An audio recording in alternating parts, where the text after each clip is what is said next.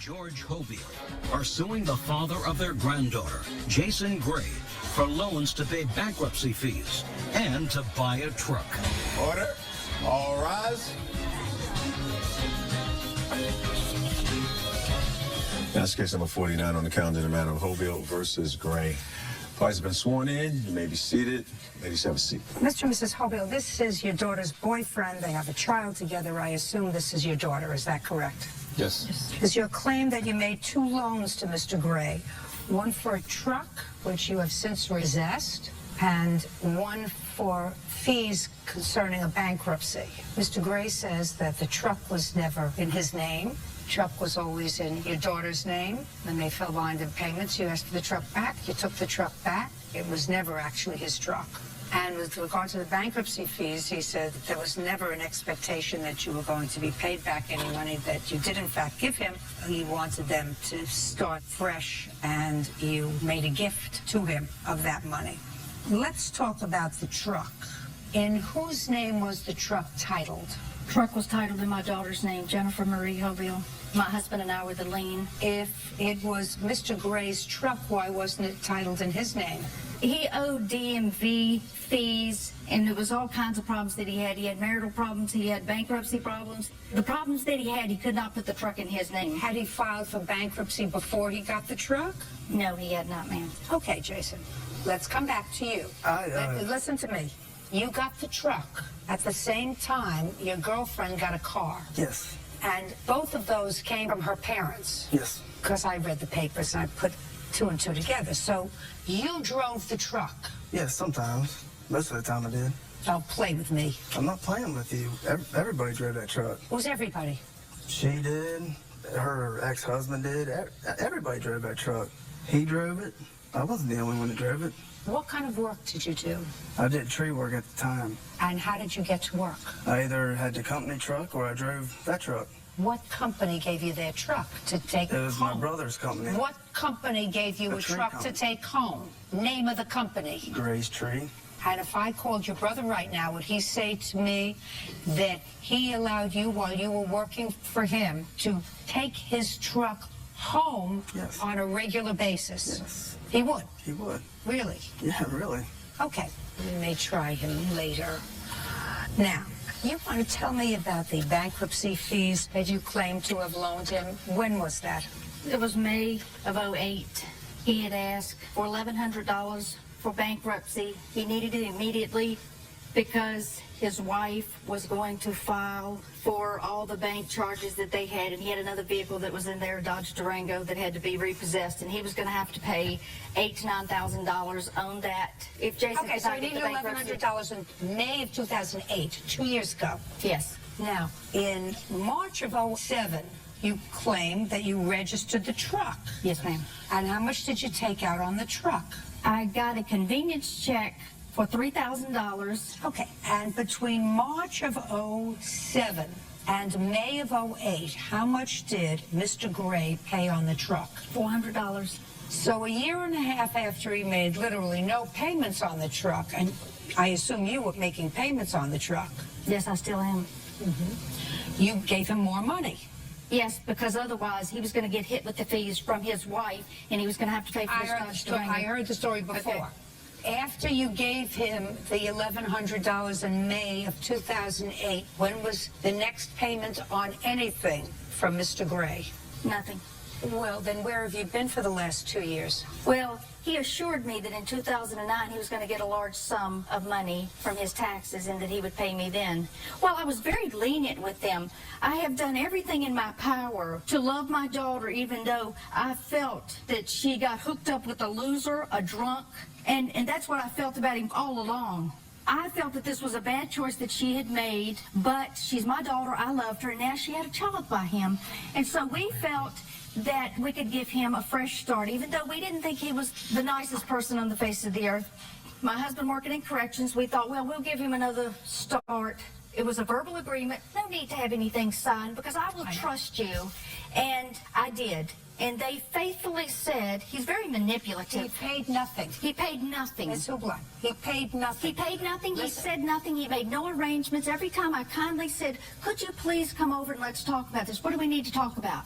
he feels he's entitled to this, that this was given as a gift. I wouldn't give him anything as a gift because I never liked him. He's a loser. And it's just a matter of time before my daughter finds this out. She dogged Put your me. hand down. Put your hand down. How old are you? 32. How many children do you have? I've got 3. And you've had a bankruptcy, Yes. and you couldn't afford a car, right? How much money do you send for your children? Send them. Don't look over there. I send them 140 a week. 140 a week. Do they Yes. take that out of your salary? Yes. I'm all caught up. Caught up means you were far behind. I'm there. I'm paid up. I'll pay everything. for that too. You ain't paid for nothing. No. First one Now, first just letter. listen. Did I let you speak? I understand I where it's at. apologize. No, I understand where it's at. I got it. Now, when you had the truck, When she had the truck.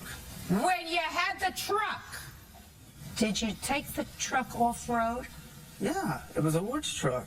I had to take it off wood to listen get to me. some wood. Listen to me. If you can answer my questions with a yes or a no, answer Yes, I it. took it off road. And you took it off-road for... Put your hands down at your sides. She's right. You'll find out 5 years from now, you won't remember what his face looks like. Except every other Saturday, maybe, when he comes by for 4 hours to pick up your child. Maybe. Trust me, got a nose. Been around the business for a long time. He's got a bad character. That lady's got a bad He's got- character. I didn't ask you anything, and I wasn't speaking to you. Put your hands at your sides. Not in your pockets, at your sides. Judge Judy continues in a moment. Well, you made 2 bad choices in that. Well, yes, I'm not going to say Jason's perfect, and neither one are perfect. Listen, none of them are perfect. Right. Real cases, real people. Judge Judy. Wanda and George Hobile claim the father of their granddaughter, Jason Gray, owes for 2 loans. Jason says he never agreed to pay the money back. Okay, Jason. They really tried to help you. I read the papers. They really tried to help you, not because of you, but because they cared about their daughter, and she's a grown-up woman, so she made a choice, and you were the choice, and they felt as if they didn't want to lose their child, so sometimes you have to embrace someone who's marginal. Put your hands down. Who's marginal. That would be you. And I actually don't think, based upon what she says, that after a period of time they had a legitimate expectation, especially since you hadn't paid for the truck, that when she bailed you out on the bankruptcy to the tune of $1,100, that she had an expectation that she was going to be paid. She didn't have a legitimate expectation that she was going to be paid because she hadn't gotten paid from a year and a half before. That doesn't make you less a loser, Mr. Gray. And I really just wanted your girlfriend to know that you have one mother, you have one father. Were you married before? Yes. Stand up. When you got married, did you think it was going to last? No. So you got married thinking that it was going to be temporary. Don't give me answers that you think are going to make you look good, because they're going to make you look stupid. No, I knew it wasn't going to last. I did it for my son, and it was what was right to do. And when did it become not right? When he had an affair on me. So what did you do? Him and his girlfriend lived in my house while I raised my son, and then they moved out, and I was stuck there with my son. That sounds like a very sick arrangement. Yes, it was. Well, it sounds like somebody who really needs a great deal of therapy or treatment who would live under that circumstance. Yes. Yeah. We've been in it our whole life. I'm not going to deny that. I mean, it's been family therapy since we were 5. That sounds like somebody's trying. Well, yeah, we all have. And I just wanted to give you just... Is he in therapy? No, I don't need no therapy. Would you please stop, okay? Really, I know the way you think about him and whatever his character is. I'm not going to say one way or another, but I do want to just give you really what this boils down to comes between my parents and me. When I was 15, my was in and out of rehabs for drug use, and so they didn't want that to happen to me. So I wasn't allowed to do anything. I ran away. I stayed gone for a year, and that's when I went with my ex-husband. When I came back, when I was caught and brought in front of the judge, my parents wanted to give me up to social services and wanted me to sign me over to the state because well, I don't know, they said that they couldn't handle me. And the judge told them that I had not committed any crimes, I'm not into drugs, I'm not into drinking. The only thing I didn't do was go to school, and of course that was because I ran away. And the judge told me that if I can get a job and if I bought a car and got an apartment, he would emancipate me. And 1 month later, I was emancipated in October. And How old were you? 16. I just turned 16. I was emancipated. How old are you now? 25. And I've lived out on my own ever since. I've never gone back home to live at my parents. I've always provided a roof over my children's head. And, you know, I'm not going to say that I've been perfect financially. I have worked since the day I was 16. I started at a dollar store. Now I'm making very decent money, good benefits. Supports him. I support me. He's a welder and a fabricator. When did he become a welder instead of a tree guy? 2 years ago, in 2008. But I will say his checks are not big because he pays his child support. And his child support comes out of his check every week. But my parents never liked my ex. They don't like anybody unless they're a doctor, lawyer, judge, professional. I've got to tell you something. You sound like a terrific gal. I'm listening to you, and you just sound like a terrific gal for somebody who probably had a difficult teenage period, and you put yourself together, and you sound intelligent, and you're certainly good looking. And so far, you've made 2 bad choices in men. Well, yes, I'm not going to say Jason's perfect. And, you know, neither one of us are perfect. Listen, none of them are perfect. Right. But he has watched my son. He took my son. My son doesn't have a father. Then if he was a decent guy, Yes. he was, the one thing I'm not going to do is I'm not going to let money interfere with the woman I love and her parents. We did go to them when we needed help. They were there to help. There may have been a lot of history, but when we needed help, they came They through. were there. Yes. It was his bankruptcy, Yes. not yours, not theirs. He screwed up. If he were a man, he would say, I'm not going to allow this amount of money to interfere with that relationship. If they have other issues, I don't want their issues to be about me. You're correct. Great. And I said to you, I'm looking at you, and you look like a great gal who doesn't have to settle. Judge Judy continues in a moment. My children I got it. hurt. They want to know why they can't get emails with me. You know, they want to know why they can't see Pops. He calls them. That's absolutely so sad.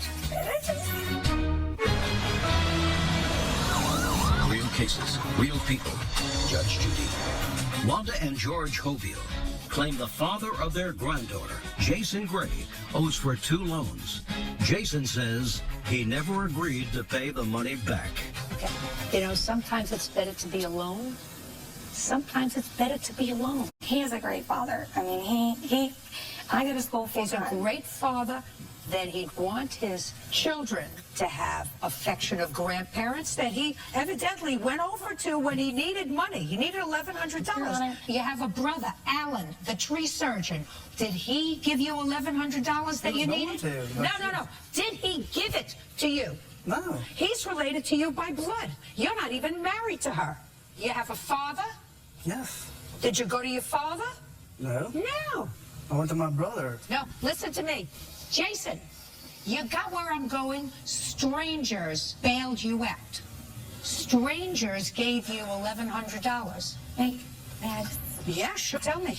A lot of this, and I know that, yes, it was all for him, but I was the one who asked for it. I'm the one who went to them. They don't even communicate with Jason. Jason doesn't communicate with them. Just a second. Did Jason take the $1,100 from you? Yes, he did accept it. Yes, he did. Then he should have paid them back. We paid some of it. We paid around $200 to $300. It was so long ago, and they have not been asking for the money until December, when my mother and I had a falling out. The What did you reason have a falling out with your mother about? we had a falling out because my mother likes to control all of her kids' lives, and she does. And I sort of know that. I understand that. well, my mother wants those years that we didn't have when I was younger because my took so much of it. And so my mom wants those years back. And she's got to learn that I have my own family as well now. And my children I barely see because I work so much and I go to school full time. I've got my associate's degree and now I'm working on my bachelor's. So over the past 5 years, that's what I've been doing. And my mom, when I'm in her life, she wants the phone call every day. She wants me to answer her phone every day. On the weekends, she wants me to come by. She's asking for time with me, and that's understandable. She's my mother. But my children are not allowed to come. She does not call my children. She did not call my children on their birthday. She will see my children maybe 3 times a year, and that is not by my choice. My children used to ask about Pops. Pops used to take them up on the mountain, and he's not allowed to do that. She wants to see you. Well, yes, but you know, my children I got it. hurt. They want to know why they can't go to Meemaws with me. You know, they want to know why they can't go see Pops. My children does not even call my parents Meemaw and Pops anymore. My son the other day seen my vehicle out at the parking lot for sale. My son told his daughter that that is my mom's car now. He doesn't even call her Meemaw. Well, that's absolutely so sad. It is. It's absolutely so sad because I have a sense that there's lots of misunderstanding between you and your mother. Not your father. He looks as if he just wants everybody to be happy. He's my teddy bear, and I love him. But there looks like there's lots It's of unhappiness. communication. It's a lack of communication. Listen to me. The only thing is, if there's a lack of communication between you, eventually it'll work itself out. You see the arms crossed? Yeah. He doesn't care. Actually, he doesn't care that, aside from the fact No, I that care. I just want to say something. if you cared and if they said, listen, we feel foolish, we gave you this money and we would like to have it back, then you would say, listen, I don't want that to interfere, because I actually don't think that they had an expectation of being paid back, so I'm not granting them a judgment. That means that despite the fact that I'm not crazy about you, you won. Judge Judy continues in a moment. Are you in a family dispute?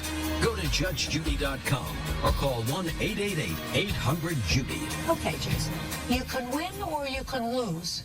And if you want to live with a happy woman and somebody who's been through a lot, but sounds to me like a great gal, works hard, supports her children, because you don't support them. You support, no, you don't. You support your other 2 children and maybe yourself. But as she says, his checks aren't very big because they take out his child support. Yes, but he does provide them with love. I mean, my son... Just a second. Yes. You know, you could die of starvation on love. Yeah. I'm talking about supporting them.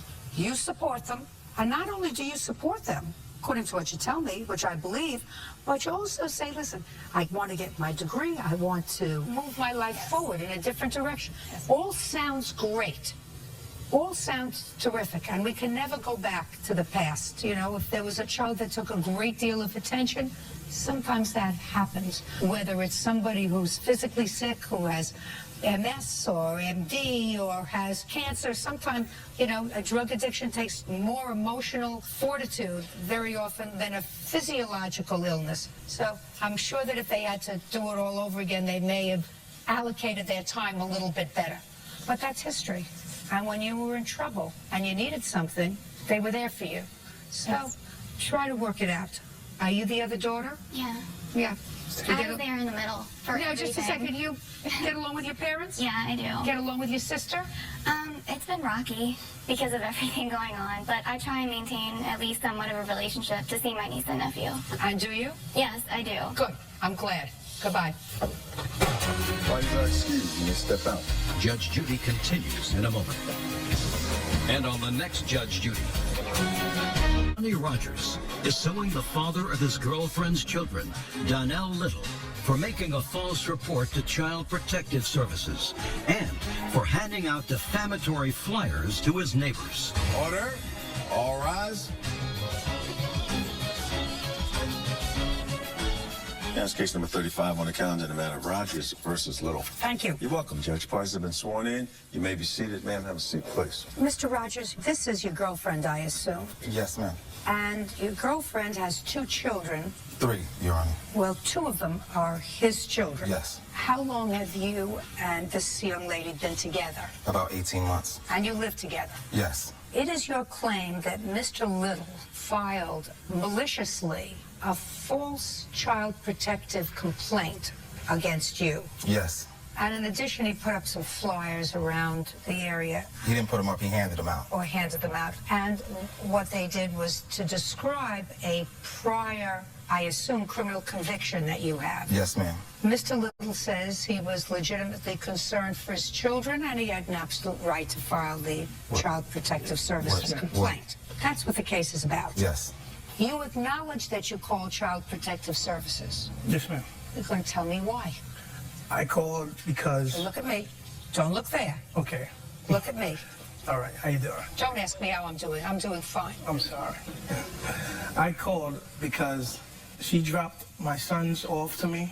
As he came to the door, my son was full of feces. How old is he? He's 6. Did you ask him what happened? Yeah, he said, I told Mommy I had to go to the bathroom. She told me to hold it. And I he said, couldn't. Okay, keep going. I asked him, I took him, put him in the tub Took and him in everything. and you cleaned him up.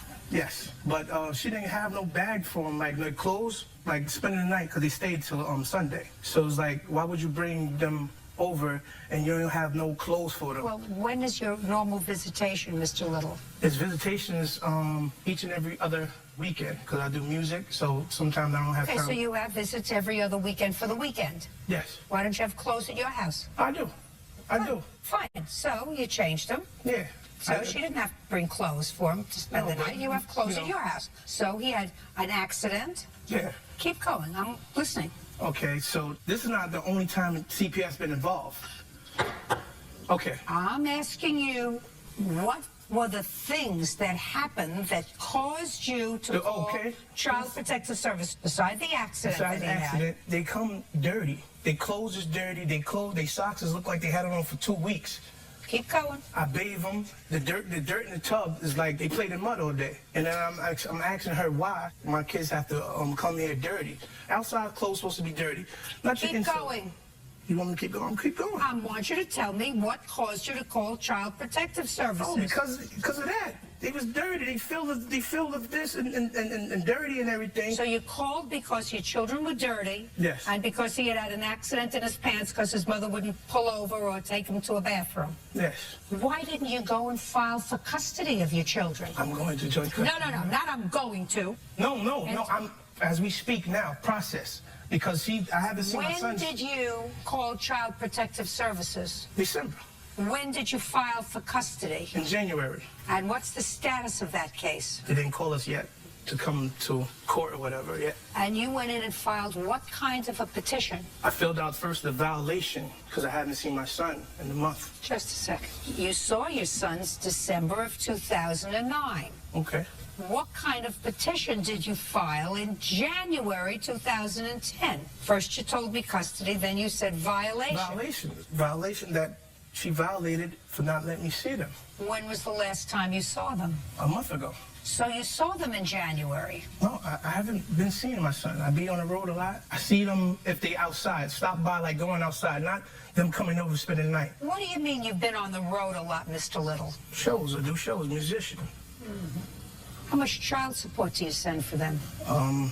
Is not an answer. How much child support do you send for them? $50 a week. Besides paying the $50, I do buy other things besides that. Just paying my $50 You haven't seen them, according to you. You're traveling on the road. Don't play with me. Are you in arrears in your child support? Not that I know of. What do you mean, not that you know of? Have you been sending your money every week pursuant to the order? Right here. Show me.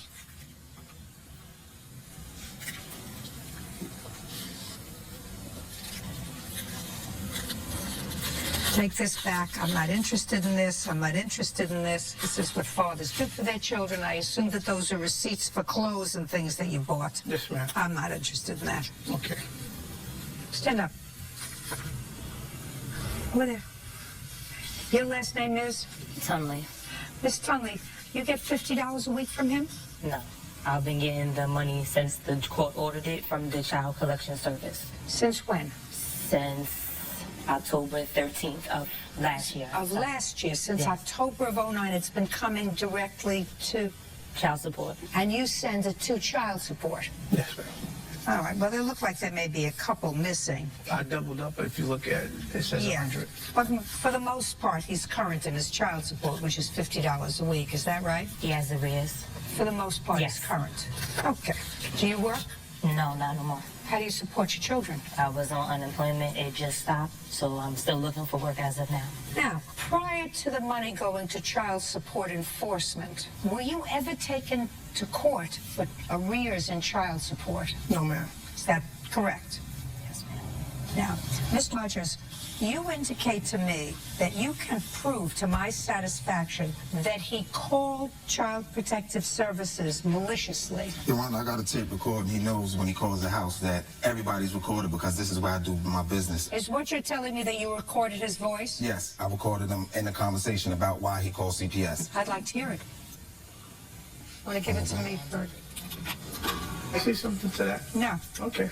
I have to hear it. All right, all right. Judge Judy continues in a moment. What is this? This is that he's a sex offender, registered sex offender, that he touched little boys and girls. This is an incident that happened when I was 19 years old. It was one case with 2 people and it was 3 older adults. Real cases, real people. Judge Judy.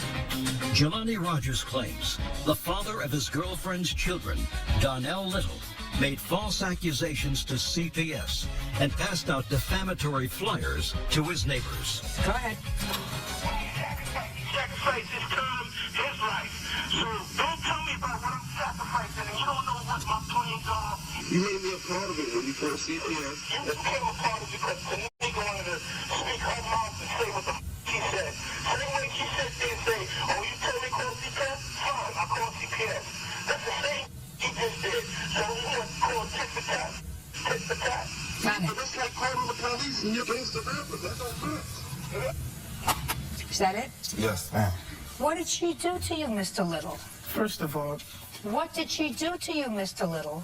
they called my mother. My mother called me in because he claimed to my mother that, oh, I don't want to have no problem with your son. My mother called me. I told my mother I didn't want to speak to him. My family said, you know, just speak to him because he's saying he don't want no problems. So if you notice that it just jumped into an argument, that's because he was already saying stuff to me. And I'm telling him as a man, you're sitting there telling me about calling CPS. And I'm telling him, well, as a man, you would call CPS too if your kid came the way my kid came to me. That's not what you said there. What you said there was it's tit for tat. She called your mother, and you're calling CPS was, according to you, tit for tat. Not tit for tat. That's what you said. I said tit for tat for what are you talking about? Your Honor, he's saying it's tit for tat because the argument that they had before October 13th, them going to court for child support. Prior to this child support, he's never paid child support. I've been with him for 18 months. Just a second. Is that true? Because I only have it dating back till October. So the question was, have you ever been taken to court for child support? No, they just started taking me to court in October. Have you been paying child support? I've been paying child support for my kids before child support even ordered me How to child much? support. It was, like I said, it was $50. That's what they ordered me. But before then, it was $250, $200, $100 apiece.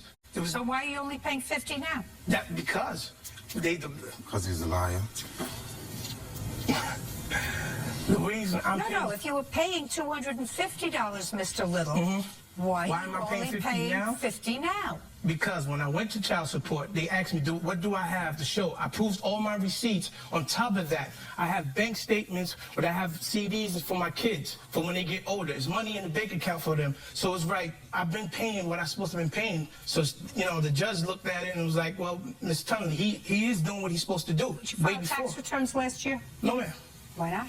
Because I didn't get a chance to. What about the year before? What about the year before?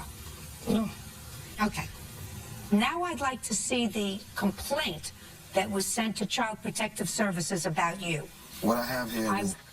I have to see what he said about it. Okay, this is the only letter that they sent us. They don't never give us the full complaint, but this is I the have letter. to see. Listen, Mr. Rogers, that's part of the complaint. I can't help you. If he said to Child Protective Services, listen, my girlfriend doesn't keep the children clean, and she caused my son to have an accident in his pants, well, that would be true. If he said something about you, Here it is right here. and I'd like to see it. And here's the unfounded letter to that, too. And I have the paper from they sent me. I'd like to see it.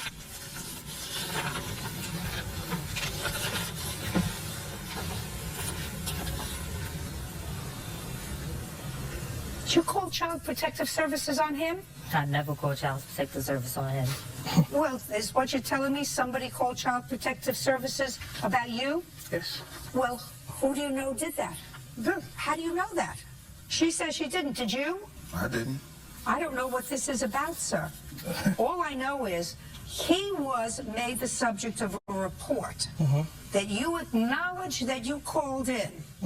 And when I just asked you before, on what basis did you call Child Protective Services, there was 0 complaint about him, which means you had no basis to call Child Protective Services about him. Listen, they called me back when they found that he lived there, because if you look at this, it was a different address there where he lived at than the address that he has now. And when they called me, they asked me, do I know anybody who's supposed to be staying there? And I'm like, yeah, that's the guy.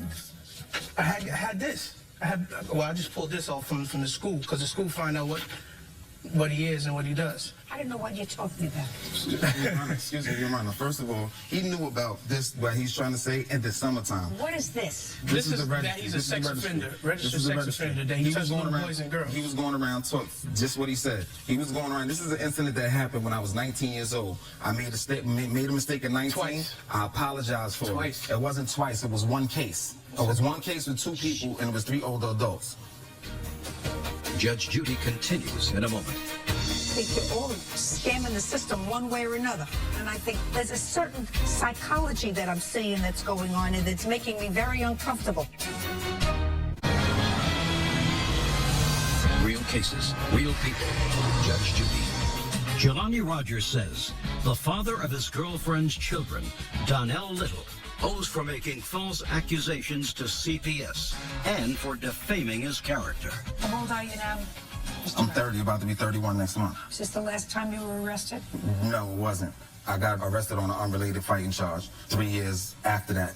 Other than that, I haven't been in trouble in like 6 to 7 years, right? I'm no longer on parole. I don't have any restrictions, anything. Because if I had any restrictions, I wouldn't be able to live right across the street from the kid's school. But if you look on it, the address is not the same. Your Honor, I have proof that I now have joint custody of my kids. If I was a pedophile like you said I was. My concern, Mr. Little. My concern is about my boys. No. If you were concerned about your boys, sir, you wouldn't be on the road. If you were concerned... But that's the way I make a living. The federal government doesn't know about that, sir. We understand each other? If you're concerned about your boys living with him and living with her, find a job in Yonkers and get custody of your children and stay in Yonkers and raise your children. But you only care about them when you're not on the road. No, you can't tell me I don't care about my kids. No. I thought somebody was harming my children. I guarantee you I wouldn't be on the road.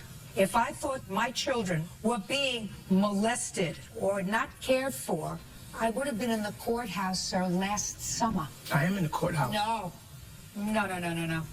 You can't tell me what I'm fighting my kids for, like, you know. You're not fighting for your kids. You can say everybody has a lawyer? As right now? As right now, as we speak, No, Mr. ma'am. Little.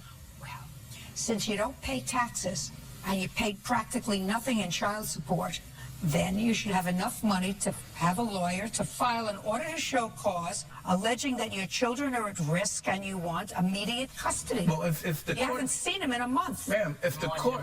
It's the violation for her. I haven't seen my son because of her. That's what I said to you. If I'm walking up the hill you're not following me, Mr. Little. But if I know you're used to being in control. No, it's not me being in control, but you're telling me, you're like, oh, because they told you to pay less. It's not my fault. I was paying more before I was paying less. She chose to take me to court because they feel that I was making so much millions of dollars or whatever, you know what I mean? So they wanted to take me to child support then, because before I wasn't going to child support. She was getting everything for my sons as I gave it, with no problem. They figured they seen a video, they seen a CD that came out, oh, he got millions. Now let's take him to child support and try to get more money. It didn't happen that way because the bank statements and everything for my kids spoke for itself. So if the judge sit there and like, well, he's doing his thing, just tell me, and they asked her that she wanted... Mr. Little, listen to me very carefully. Yes. I'm 10 times ahead of you, sir. Okay. If you've got bank statements with you as custodians or in joint accounts for your children, whose social security number did you use to open the accounts? Nice. No. because then the federal government would take it if they knew that you were earning money and didn't file tax returns. That's what people do when they live in this country. If they make a video and they're making money, they file tax returns. The label I'm signed to or whatever, they did that. They did their paperwork with that, with the filing and everything. Mm-hmm. Everybody files taxes that earns money on April 15th of every year, Mr. Little. And my fault with you lies in the fact that I listened to the tape and you said that's what happens. It's tit for tat. You heard a part when we was arguing back and forth. I heard what you said. Okay, you didn't hear the whole tape. He wouldn't play the whole tape. Why? You know what I mean? They called my mother's house to speak to me. Actually, I didn't want to speak to them. I didn't want to speak to them. What does that have to do with Child Protective Services? Because he's talking to me. We talking to the man. He's like Child Protective. I like, dog, I call Child Protective because of this. Because of what? Because, one, I don't want you around my kids. Yeah, but you knew, sir. You knew about these convictions during the summer. No, 2009. No. Conviction in the summer. Well, when did you find out about it? December. The same time with the child, with the CPS. Your Honor. In December. Your Honor. Yes. The day of his kid's birthday was his August 9th. He came up there and confronted me about why did I say that I wasn't taking care of my kids. I asked him why was he going around passing out flyers. He knew that, matter of fact, it was the last week in July. He knew that from July on to the birthday party, 3 weeks, all this drama was happening because he was passing out flyers. It stated in your Facebook that when you came on it. When were you notified, sir, that someone had made a complaint about you to Child Protective Services? In December. And who did you think did it? I know who did it. Think, okay. Who did you think did it? This telling you, Mr. Rogers. How many other children do you have? I have a daughter. With whom? With my baby mother.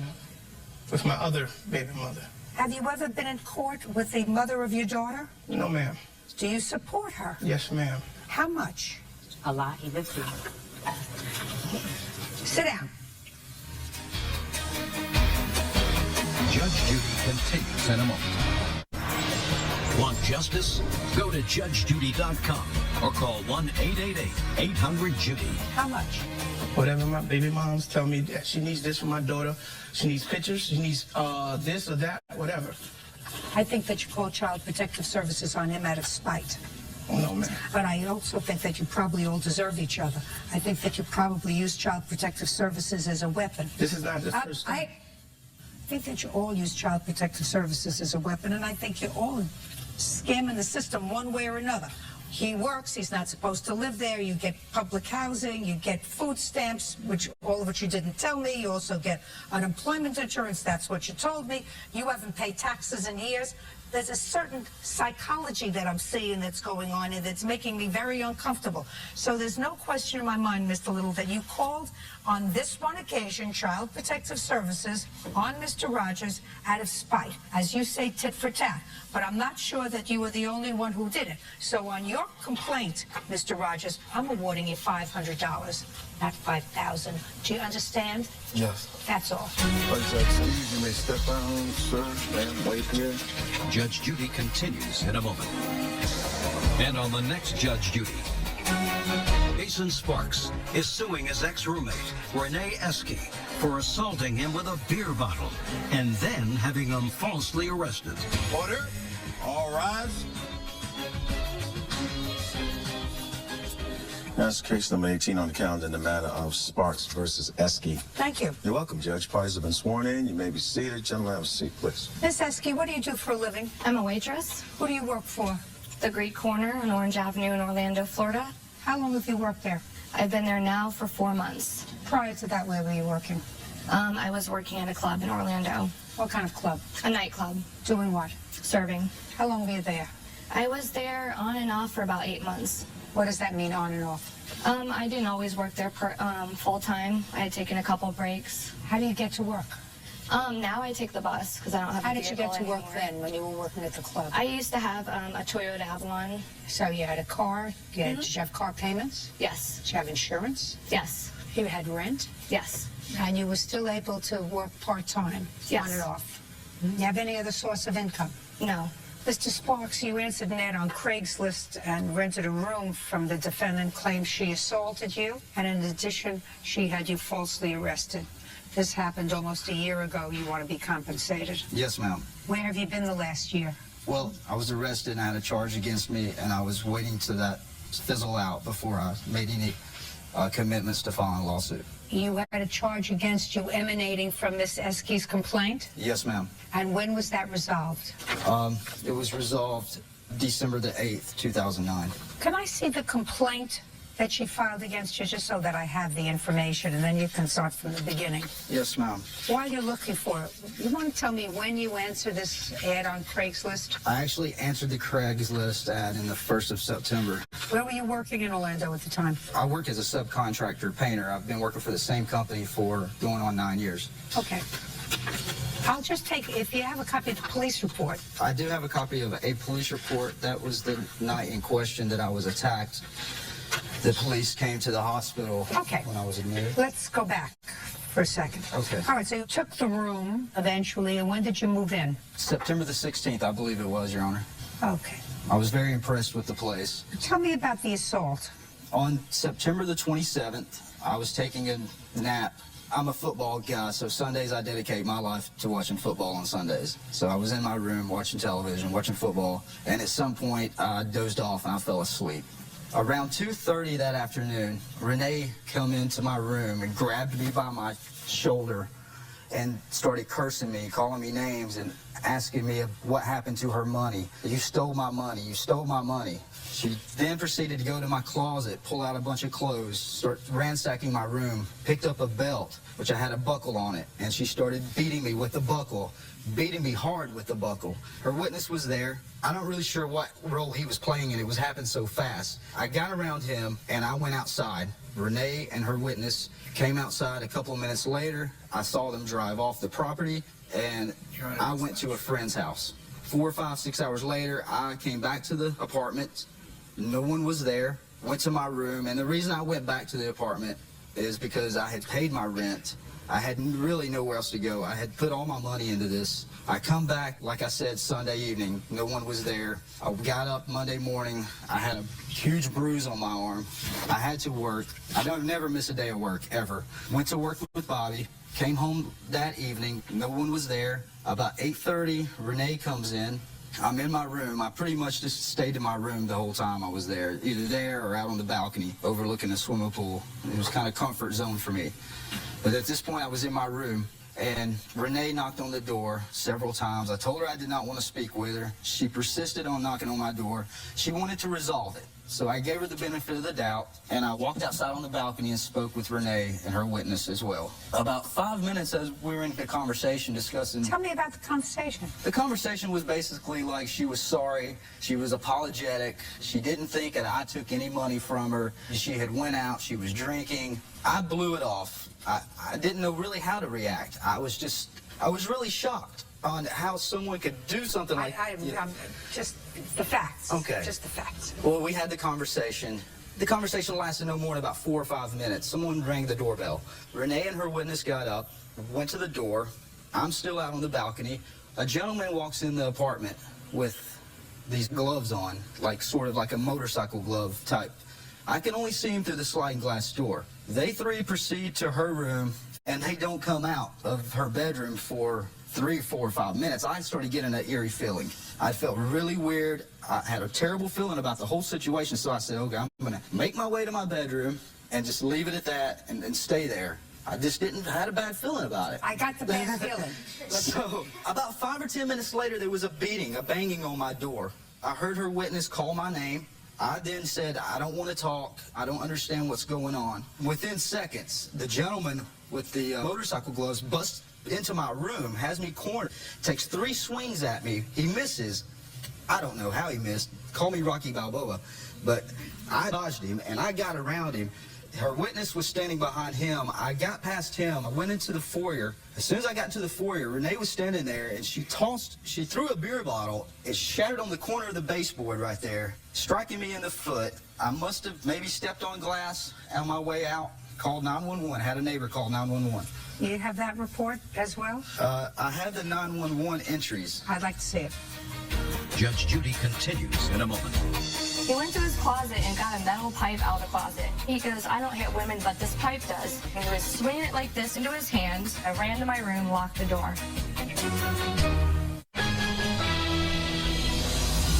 cases, real people. Judge Judy. Jason Sparks says ex-roommate Renee Esky assaulted him during an argument and then had him falsely arrested. Renee claims Jason attacked her with a metal pipe. Now, when did you first, Miss Esky, tell Mr. Sparks that you didn't want him to smoke in the house? It was about the third day. I had gone to talk to him, and the room smelled like cigarette smoke. Okay, so he came in on September 16th, and by the 19th, you realized he was smoking in the house, and you went in to have a discussion with him about smoking. He tried to deny it. Just a second. Okay. Sorry, Your Honor. I want you to tell me what you said to him and what he said to you about the smoking. I told him that it was a non-smoking house, and we had already discussed that, and if you wanted to smoke, you can go out on the balcony. So I didn't see any reason to be smoking in the room. I tried to say that he wasn't smoking. The next day, I pulled up in my car, and he was actually like in the window blowing smoke out the window. And when he saw me, he ducked back into the window. Okay, so what did you tell him then? Well, when I knocked on his door, he was immediately very aggressive, you know, was like, leave me the F alone, and I paid my money, and I can do whatever I want here. And I said, well, no, that's not true. This is my place, and I'm renting a room, and it's a non-smoking house. I mean, if you don't like it, then after your time is up, you can find somewhere else to live. Well, the next day, I went to work, and I came home, and he had casually asked me, how was my day at work? And I had said it was a rough day, my feet hurt. Well, he made a motion to rub my feet. Like, he actually touched my foot and was like, I could rub them. I gave him a look, and I was like, okay, there is nothing like that going to go on here. This is nonsense. She didn't interrupt you. Don't interrupt her. Yes, ma'am. Roommate situation. And I just figured, you know, since there was no other advance, and he shook his head yes, and we had an understanding. But it was after that, the next morning, I had like $150 missing from my wallet. And, you know, he said right off the bat, he didn't take the money. I asked him because there was nobody else there. And he was like, oh, well, maybe you stopped somewhere. Maybe when you went to 7-Eleven, you dropped the money. Well, I've been going to that 7-Eleven for 10 years. Well, point was, they reviewed the tapes. I didn't drop any money there. I don't care. So he keeps saying, you know, he didn't take the money, he didn't take the money. Well, the next day, my witness came over, and we had a couple drinks, whatever, hanging out. And he had told me that, you know, his wallet and keys were up in the kitchen, that he had $200 missing out of his wallet. So we decided to both talk to Jason and ask him about the money. I don't understand something. Your witness comes over for what? Because we're friends. So what did he come over for? Just to hang out. Okay, and you were having a drink. Mm-hmm. What was his wallet doing out of his pants? I don't know. I have lots of friends that come over to my house. Their wallets are not, their wallets are not out of their pants. The only one who takes their wallet out in my house and puts it on a table is my husband. So I don't believe your witness that he had his wallet out and $200 was missing unless he sleeps over and his wallet was somewhere in the house. Do we understand each other? Yes. Because it doesn't make sense, and if it doesn't make sense, it's not true. We understand each other? Your Honor, that's exactly what had happened. Well, that's not what she said. Well, she That's not what she said. I hadn't gotten to that part. He did stay on the couch. Just a second. That's not what you said. Sir. That's exactly what happened, is that I stayed the night because she was fearing for her life from what he had accosted her with, from some of the statements that he had made that were not true. Stand up, sir. Right now, what's your last name? Cropper. Mr. Cropper, up until this point, he hasn't said anything to her. They haven't had any altercation at all. Now, the baloney about touching her feet is just that because it's not in her answer. The only thing that she said to him was, my money is missing, and he said, I didn't take it. That was it. Okay, so, Your Honor, after that had happened, he offered for her to go into his room and look and see if the money was there. He also had his wallet on the bed while he was giving her the opportunity to look at everything. She picked up the wallet to go look at that. That's when he grabbed her finger and twisted it back. At that time, she called me into the room. And you didn't see that. Yes, you did. Just a minute. You just said she called you back into the room. How could you have seen what he did to her finger if you were outside the room? She called me into the room. You just said... Because I was standing at the doorway. You just said to me, sir, it's never going to get better, Mr. Cropper. Okay. Do you understand? I understand. Are you looking at me and telling me you saw him twist her finger? Is that what you're telling me? Be very careful what you're telling me, Mr. Cropper. Are you telling me you saw him twist her finger? Yes, I did. Because she was sitting on the bed looking through the wallet. When he grabbed her finger and twisted it, her thumb, I'm sorry, and twisted it back, that's when she called out, Freddie, got my finger and started crying out. I went in the room and grabbed him by his shoulders. That's where his bruise came from.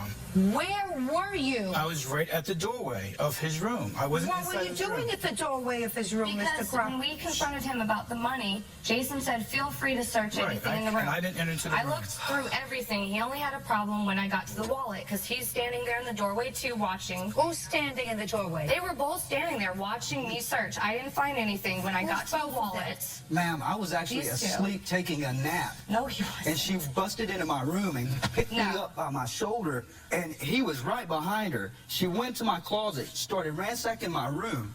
She took my stereo, picked it up, slammed it, took my alarm clock, smashed it across my television, and it is very true.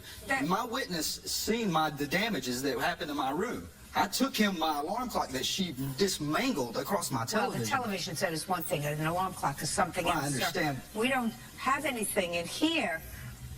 Damaged several of his music CDs and sunglasses. Yes. Well, all of a sudden that got a little worse just now. Judge Judy continues in a moment. I actually spoke to law enforcement to see how I could get him out, and they told me I would have to have him legally evicted. Listen, don't interrupt her again, because now we're getting to the good part. Real cases, real people. Judge Judy.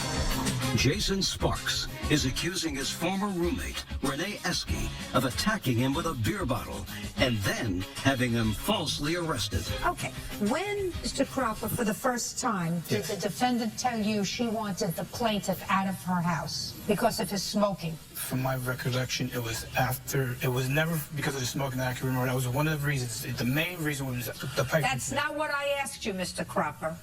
You know what? My main problem wasn't the fact of just the smoking itself. Like I said, there was a problem actually before I told you. When I knocked on the door and I confronted him the second time about the smoking, that's when he had told you, oh, I can do whatever the F I want. Right. It was the attitude about it that I had the problem with. Listen, I don't disagree with you. It's your house, and if you made an agreement with him that there was no smoking inside the house, you can enforce that rule and tell him if you're going to smoke, this is not going to work. Right. Do you understand? I agree with that. Mm-hmm. I don't agree with you trying to get him out of your house because of that and utilizing some other reason to get him out of the house. And you've got a lot of money in your wallet for somebody who's not working and who has no visible source of income except a part-time waitressing job, which is what you told me you had. That's a lot of cash that you had in your house. That was all the money I made that night, and it was gone. And then when I had a friend, and he did stay over on the couch, and he's saying when his wallet and keys were out there on the counter, the next day he said his money and his wallet was missing. That's why we both confronted him. Cropper, after you told him that your money was missing, leave his wallet out on the counter? He's coming over to sleep over because you've told him that the person who lives in your house is a thief and stole money out of your wallet. Why would he leave his money out on the counter in his wallet? That doesn't make sense to me. Okay, let me see your hospital report, please, of the second incident that involved the glass. Okay. You want to tell me, Miss Exie, what happened with the glass bottle? The second incident with the bottle, he's over again, and there's a third person over. Who's the third person? The third person is named David, and David is a friend of Fred's. Jason... Anybody drinking? Yes. Go ahead. Jason had opened up the sliding door, you know, this is after our incident, and he had an attitude, and he actually said that he cooked some food and used the B word. He's like, I cooked some food. B word. And when he said that, like, Fred and David actually had a problem with that, and like David is like in the dark about the whole situation, and he's like, what's up with your roommate, you know, and I started telling him what was going on. Well, David was like, you know, I think we should go have a talk with him. I was actually in my bathroom and I heard a commotion, and those two said that they had knocked on his door, and I guess there were some words exchanged, some of them being the N-word, and David ended up taking a swing at Jason and missed. And he had told me that Jason was holding his beer bottle in his hand, and like when he took the swing, Jason ducked and ran past him out the house. And when he ran out, he told me that he had no shoes on and his beer bottle was still in his hand. Ma'am, I was not drinking that night. He was drinking every I don't drink night. during the week. Yeah, so were you. I drink. Just up. So were you. So was he. And so was your other friend. I have a feeling this was a house that I would not want to live in. Continues in a moment. Are you the victim of an assault? Go to judgejudy.com or call 1-888-800-JUDY. Now, I want you to tell me what you had him arrested for, Miss Exie. Okay, the later incident, it was about 8:30 in the morning, and Jason had actually been gone for about 3 days, and he still insisted upon coming back. And I actually spoke to law enforcement to see how I could get him out, and they told me I would have to have him legally evicted. Ma'am. Listen, Okay. don't interrupt her again, because now we're getting to the good part. Yes, ma'am. Okay, so he came back after 3 days. He came back, and like I had actually talked Just a to my. second. Okay. He came back after 3 days, and he had fully paid for the month. Yes. Okay. And, And like, you called the police and said, I don't want him here. And the police said, hey, 10 steps ahead of you. And the police says to you, you're going to have to formally evict him. He has the right to be here. Yes. Next. Well, they had told me it could be a long process. Of and course, it can be a long process. When Yes, I told him understand. about it, he said, you know, I know my rights, and he said, go ahead, try to make me. And like what I didn't understand was after all this stuff, if he feels so threatened, all this is going on, why did he keep coming back? I asked you why you had him arrested. At 8:30 in the morning, he comes in the apartment, and he's like, things are going to happen my way from now on. He's like, if I see any of your, and he said, N-word friends, he's like, this is what I'm going to do. He went to his closet and got a metal pipe out of the closet. And he was like, if you don't start doing things my way, he goes, I don't hit women, but this pipe does. And he was taking the pipe, and he was swinging it like this into his hand. As soon as he did that, because he was right up in my face, I was like, this is crazy. I took out my cell phone. I told him I was calling the police. I ran to my room, locked the door. I want to see your complaint. May I say something, Your Honor? No, not yet.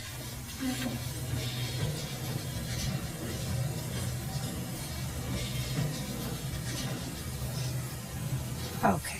I'm not satisfied, Mr. Sparks, with regard to the assault that you allege was committed on you by the defendant. I am, however, satisfied that she had you falsely arrested because she wanted you out of her apartment, and the only way she could get you out of the apartment was to have you arrested. She had already contacted the police the day before. Police said there's no way that she could get you out of the apartment because you had paid your rent for that month. And I do not believe that you threatened her. I do not believe that you terrorized her. So I find in your favor in the amount of $1,500. Judgment for the plaintiff. That's all. Thank you. Your Honor. Parties are excused. You may step out, sir. Wait here. Judge Judy continues in a moment. And on the next Judge Judy. Yeah, it's case number 68 on the calendar, the matter of Dinger versus Green. Thank you. You're welcome, Judge. Parties have been sworn in. You may be seated. Gentlemen, have a seat. Ms. Dinger, this is your husband's ex-wife. They have 4 children. Yes. So I have some preliminary questions. Ms. Green, when were you divorced? It was July of 2004. And where were you divorced? In what state? Idaho? And you are currently remarried? Correct. When did you remarry? December of 08. Is this your husband? Yes, it is. And where was he from? He's from Riverton, Utah. When you were divorced in July of 04, what kind of visitation or custody arrangement was made by the court? Basically, he took the kids on his days off from work, which worked out to 1 week it was a Friday through until Tuesday night, and then the next week it was just a Wednesday, Thursday. And that situation extended until what month and year? Until we did a modification in 2007. To what? To more of a standard every other weekend arrangement. And who initiated that proceeding? I did. And what was the reason for initiating alternate weekends? I found that the children being with him for 5 days in a row, their schoolwork was not performing. It was difficult for them to be gone from me for that long. Did you have a trial? No, it was agreed to between our attorneys. You wouldn't happen to have copies of your proceeding? I do not. I do, Your Honor. I'd like to see it. There is a copy of what was filed and also what was agreed to and I would like to see it. Would you stand up, Mr. Green? Mr. Green, in what month and year did you meet your wife? July of 08. Where did you meet her? I met her over in Boise on a 4th of July event. And what kind of work do you do in Utah? I work for Kennecott Utah Copper. I'm a maintenance planner. Do you recall when your wife moved to modify the agreement so that she could relocate to Utah? I believe that was in December of 08. And what's the status of that case? It's settled, yeah. And what's the settlement? That we were allowed to move my wife and the kids to Utah. How often does Mr. Dinger see his children now? We alternate Christmas and Thanksgiving. Yes. He has 2 weeks in June, roughly, and 2 weeks in August, according to their school schedules. And we do also alternate spring break. So other than holidays, he doesn't see the children regularly as he had done between July of 2004 and December of 2008. That's That would be a correct. fair statement. Yes. Okay. Now, you filed this petition and made certain allegations against both Miss Dinger and your former husband. And at the end of this case, you agreed to alternate weekend visitation. Yes. Now, when were you married to Mr. Dinger? November 30th, 2004. Now we have some background. And do you have 2 children together and you have 4 children of your own? Yes, I do. It is your claim that Miss Green filed false charges against you Absolutely. in an attempt to get a leg up. You don't say that. That's what I say. In an attempt to get a leg up in her lawsuit against former husband to allow her to move from Idaho to Utah to be with her husband. Yes. The critical question for me is, when did she file the complaint against you? She filed the complaint on the 13th of November in 2008, following an incident between me and my husband. We had agreed to separate due to some issues that we were having. She claims that there was an act of domestic violence. There was not. Did you call the police? No. Have you ever called the police to report a case of domestic violence against your husband? Yes, I did. When? February 3rd, 2007. And what was the result of that case? It was dismissed. At your request? Yes. You had to think about that? Well, we met with the prosecuting attorney and we discussed it and she agreed to dismiss it. Because that's what you wanted. Absolutely. Got it. I'd like to see the complaint she filed in November of 2008. And that's the one you're complaining about, is that right? Yes. And you were married December of 08. Yes. All comes clear. Did your wife ever discuss with you moving to Idaho? No, we never discussed moving to Idaho just because of my work. I work in the mining industry. So if you were going to marry, the expectation was that she was going to move from Idaho to Utah. Yes. But she couldn't because she would have to leave her children behind. Right. We knew we'd have to. Right? Yes. Unless you got a court to agree to relocation. Right. You got where I'm going, Mr. Green? Mm-hmm. Good, now you can sit. I'd like to see what she filed against you.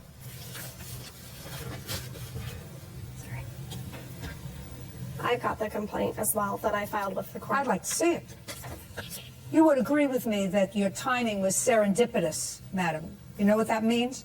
That means that it was a month before your marriage to someone who lived out of state that you decided to file a protective order against either your husband or his wife. That's actually incorrect. I had actually filed protection orders before. There is a history of abuse in this situation. When was the first time that you filed a protective order against Mrs. Dinger? The first time was June 1st of 07. It was not awarded against me. Well, just a second. Is that when you filed your first protective order against Mrs. Dinger? Well, it's listed on here against the both of them. I'd like to see it. And that was in June? June of 07. The abuse didn't start when I got married. The abuse has been ongoing over the past several years. You'll notice she filed application. Well, this says the respondent is Donald Dinger. Your allegations with regard to any abuse were with regard to him, and the action was solely against him. And after you filed that, you agreed to have your children visit with their father every other weekend. Correct. And according to your statement to me earlier, you said you did that because the children didn't want to be away from you for 5 days straight. It interrupted their schooling. That's what you told me. Correct. Okay, now you can return this. Can I say something on that particular issue? No. Okay. Judge Judy continues in a moment. I've also got a police report from November 14th of 2008 when Tammy duct taped my daughter's head. I did. I placed a piece of duct tape over her mouth. Why? Tammy Dinger says her husband's ex-wife, Tiana Green, falsely accused her of abusing her child. Tiana claims Tammy duct taped her daughter's mouth. She is countersuing for legal fees and punitive damages. Okay, Ms. Dinger, was there a call from Child Protective Services by a school counselor? Yes. Did you speak to the school counselor or the child protective worker? I spoke to police and the child protective worker. And what happened as a result of that? The case was dismissed. I've got a copy of the report that was I'd made like to see it. Come over. That was called in by the school counselor, not myself.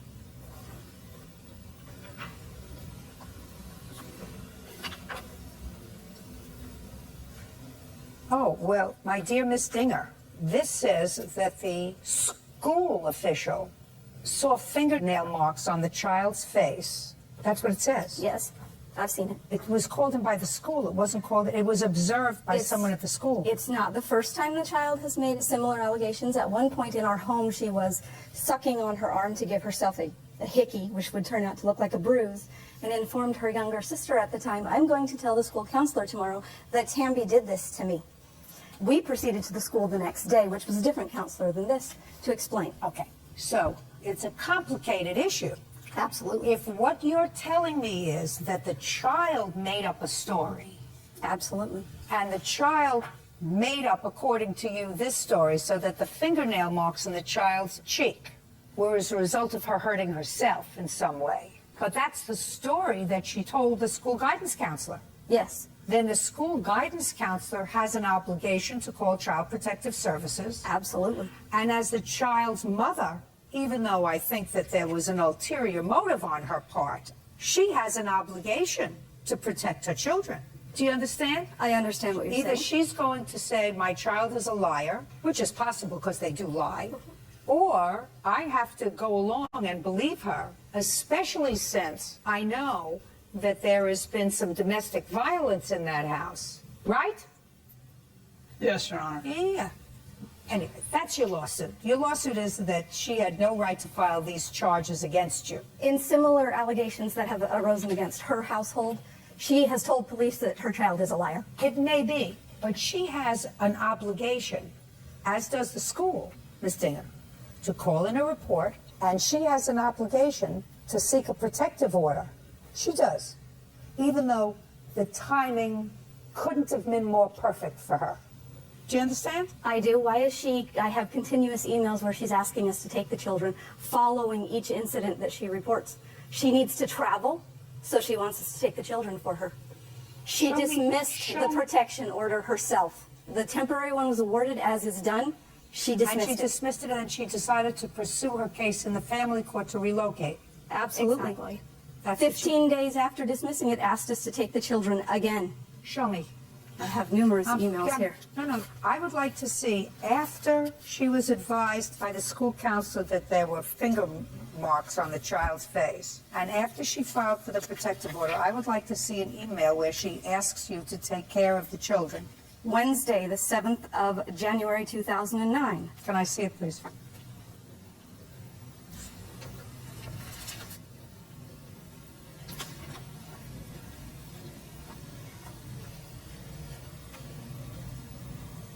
Would you tell me what these emails are about? We have gone solely to email communications, so I would have to see them to see. Show this to Ms. Green. Email communication that was supposed to be between their father and I. Which are often addressed to me. I just want you to explain that to me. She's in a meeting. Looks like we were just, I mean, the fact is that the visitation had to occur. I couldn't get around that at that point. So it looks like here, I would like to keep this weekend the same. I'm flying to Salt Lake City. Once we had agreed that he would allow me to move with the children to Salt Lake, he quit taking them on his weekends. And so that's what this was. Can I have that back, please? And then I've also got a police report from November 14th of 2008 when Tammy duct taped my daughter's head. It's not November 4th, 2008. She's incorrect. I'm sorry, January 7th of 2008. And she's also stating it incorrectly. Well, tell me what you did. First of all, it was... No, just tell me what you did. I did. I placed a piece of duct tape over her mouth, about a 3-inch. Why? 3.5 hours of violence. She woke up in the morning screaming and yelling, violently acting out towards her 3 younger siblings. How old is she? At the time, in 2008, she would have been 10. She has a history of issues. I called her father when she was out of control prior to the duct tape. And where was he? He was at work. Well, duct taping her mouth closed is inappropriate, Miss Dinger. Absolutely. It just didn't happen quite that way. I don't care how it happened. I called him, he called her. Her response to him was, Donald, when the children are on your time, they are on your responsibility. You call the doctor and get the medicine yourself. She was 1.3 miles from my home, had the medication, and chose not to aid me. What does that have to do with duct taping the child's mouth closed? After 3.5 hours, the child, she keeps coming out of her room. I'm putting in her room to try and separate her. She has hit me. Listen to me. There are lots of ways, Miss Dinger, to handle that kind of situation. It wasn't handling it. It was I lost control. No. Well, before you lose control, you take her, put her in the car, and take her home. I had 7 other children. That's not the 10-year-old's problem. That's your problem. If you folks have too many children, that's your problem. And if you can only take care of one child, only have one. And if you can't take care of one hysterical child, then you shouldn't have 6. What I'm telling you is your response in duct taping her mouth is inappropriate. And if you did it, she has a right to complain about it. And if the child complains to a school counselor that you put your hand over her mouth and your fingernails went into her face, which the counselor saw, I'm not saying how she got them, but that's what the child says, then her mother has a right to file a petition to keep you away from her children. At the same time, she can file in the family court to modify the order of custody or visitation. All I'm saying to you is, you gave her the ammunition. She chose to use it at an opportune time for her. But that doesn't mean you have a lawsuit. Because if you did, in fact, do what you just acknowledged to me that you did, she had an absolute right to file a petition to keep you away from her kids. The only reason she had the ability to even have that is because I corroborated it. I stood up. Doesn't make any difference, Miss Dinger. You don't have a lawsuit if the allegation is true.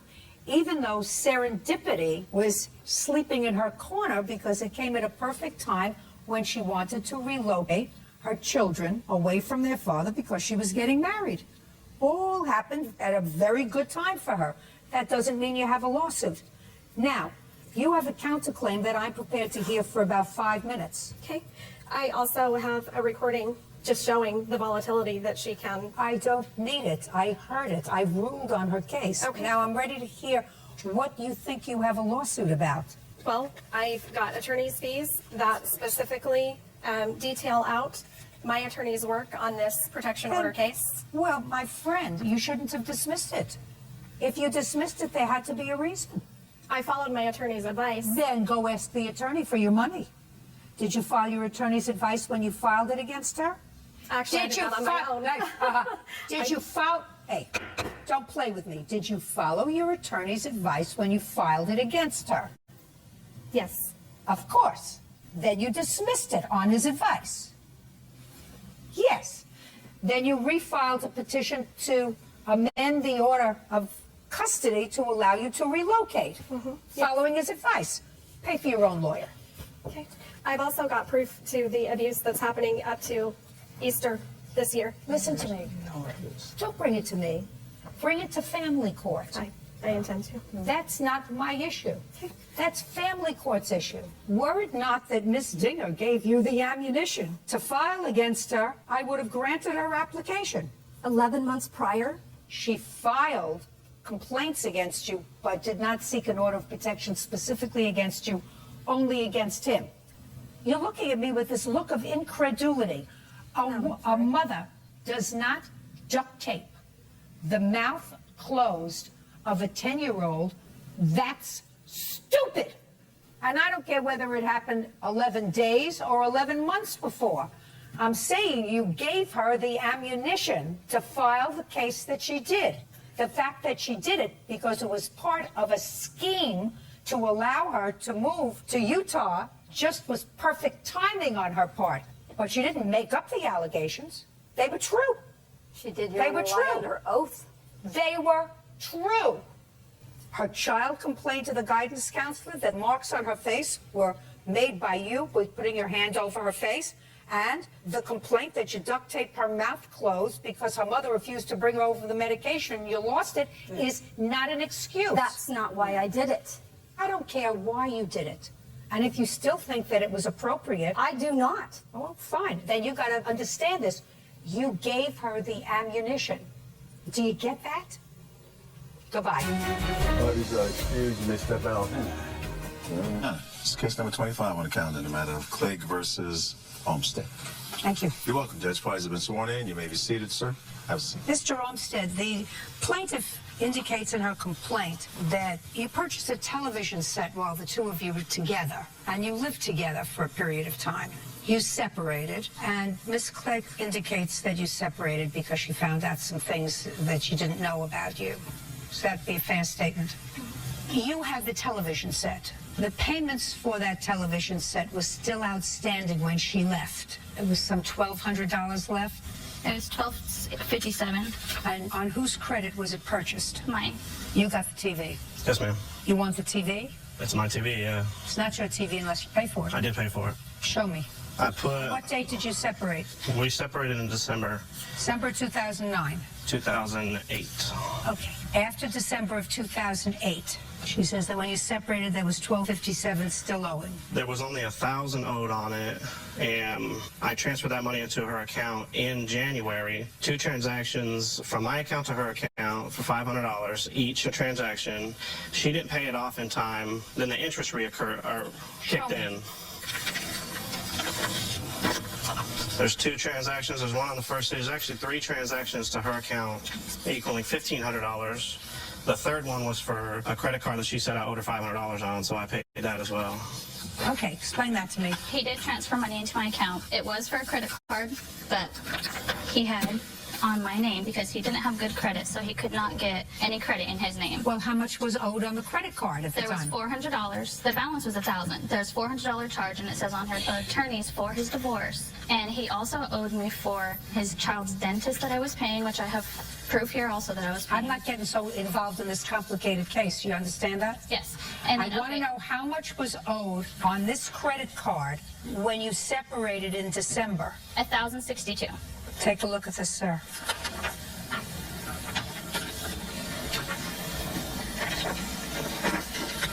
All that one is the $400. The only thing on this that I owe was $400, and I paid her $500. $404. She paid my retainer for my attorney for my divorce with this credit card. Okay. How much? She paid $400. Yes. I paid her $500 for the interest. So I transferred $500. There's 3 transactions there of $500 apiece. And so what you're telling me is none of those other transactions on that credit card are yours? I mean, no. Look carefully. That's only 1 month's statement. That's dinner. I wasn't trying to get for that credit card. I was just saying that some of it. She asked me. No. Listen to me, Miss Clegg, very carefully. I see he transferred $1,500 to you the end of December and the beginning of January. $1,500? Yeah. 3 payments of $500. 2 on January 7th and 1 on January 21st. I did not get those transactions. Those are my bank records from my bank account to her bank account. So I don't know how she couldn't have got them. Miss Clegg, I just need your checking account for the months of December and January. Here we go. December 2008, January 2009. Do you want the withdrawals or just the deposits that he had given me? Oh, the statement. You should have it. Transfer from. I have 1 January 7th for $500 that you did, in fact, get. There is only 1 on January 7th for $500, sir, not 2. Oh, you know what? The one that says Clegg L, that's a different account. I transferred that because she said that she needed to put it into a savings account. So Just a second. Okay. You have 2 that you've outlined on January 7th, both to Clegg M. Okay. She only received 1, but they're 2 different numbers. Hold on a second. Yeah, there's 2 bank accounts. I mean, one of them was savings. Wait a second. How many different bank accounts do you have? I have 2 savings, and I have 1, which the L is my mother.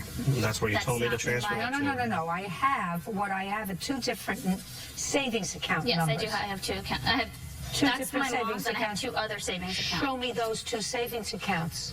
I can show you on the internet. I don't have anything with that because show me on the internet. Yeah, there's nothing. I have nothing. Well, then you take a look at these. Okay. Yeah, Clegg L is my mother, not me. I just put it in the account. She told me to put it in. You owe my mother money. Oh, now I owe her mother money. No, I believe you. Mr. Olmsted, Yes, ma'am. I see where you gave her $1,500. She says she only received one payment of $500. That's a lie. Yes, ma'am. She received 3 payments of $500.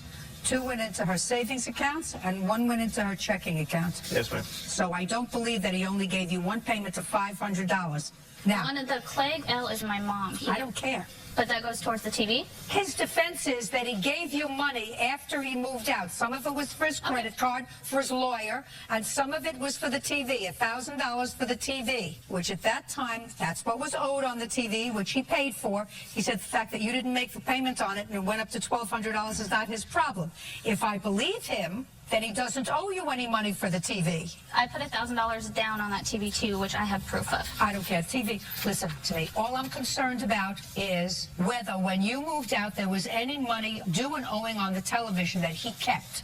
And there was. Yes. And I find that he paid you for it. Now, the next thing I'm going to go over with you, what you say you loaned him for rent. Yes. Now I hear what you say you loaned him for rent. After you broke up, after you moved out, go. I paid $2,600 to rent. He came to me in January of '09 and asked me if I could help him because he could not afford it and it would not look good in his divorce if he didn't have a place to stay. So I paid in January 2nd, I believe it is, I paid $995, which he was planning on paying me after his divorce. And just a minute. Put your hand down. I saw it. Didn't you see me looking at you? Well, I'm just making sure you saw me. I couldn't miss it. Judge Judy continues in a moment. Why did you move out in December? he was with my sister's best friend. Yeah, that's a very good reason That's to leave. not true, Your Honor. She cheated on me. I don't care. So- Actually, that's for another program, another time slot, not mine. And later today, I don't think you were trying to get her parking space. I don't think that that's what you were trying to do. I think that you... I don't even live over there. Only one attitude here, and that's mine. real cases, real people. Judge Judy. Melanie Clegg claims ex-boyfriend Newell Olmsted owes for rent and a television. Newell claims he's already paid his debt. Now, first show me proof that you gave him $2,600. Okay. Here's that 1, 2, 3.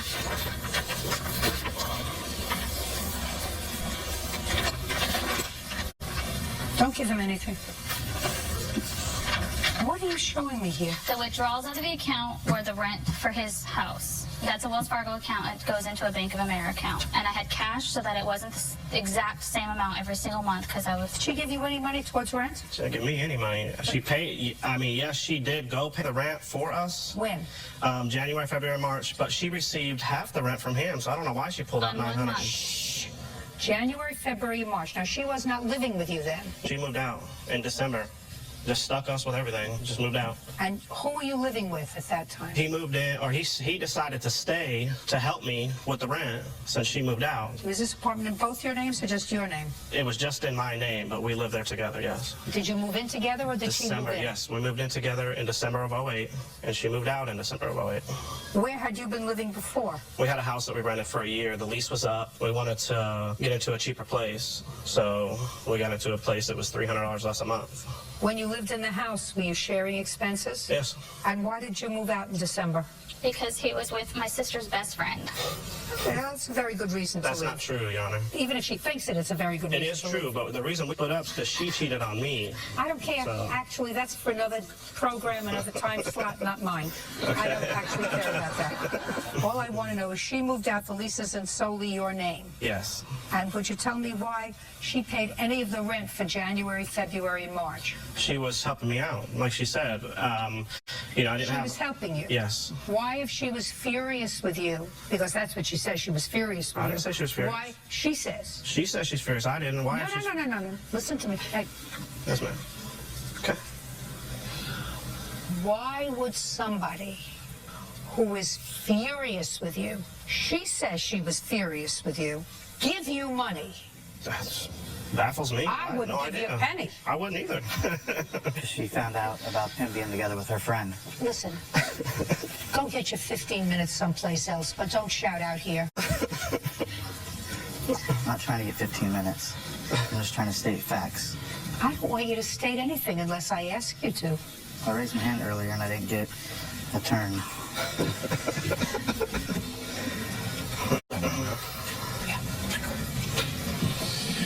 Excuse me. But tell him not to go far in case I need him.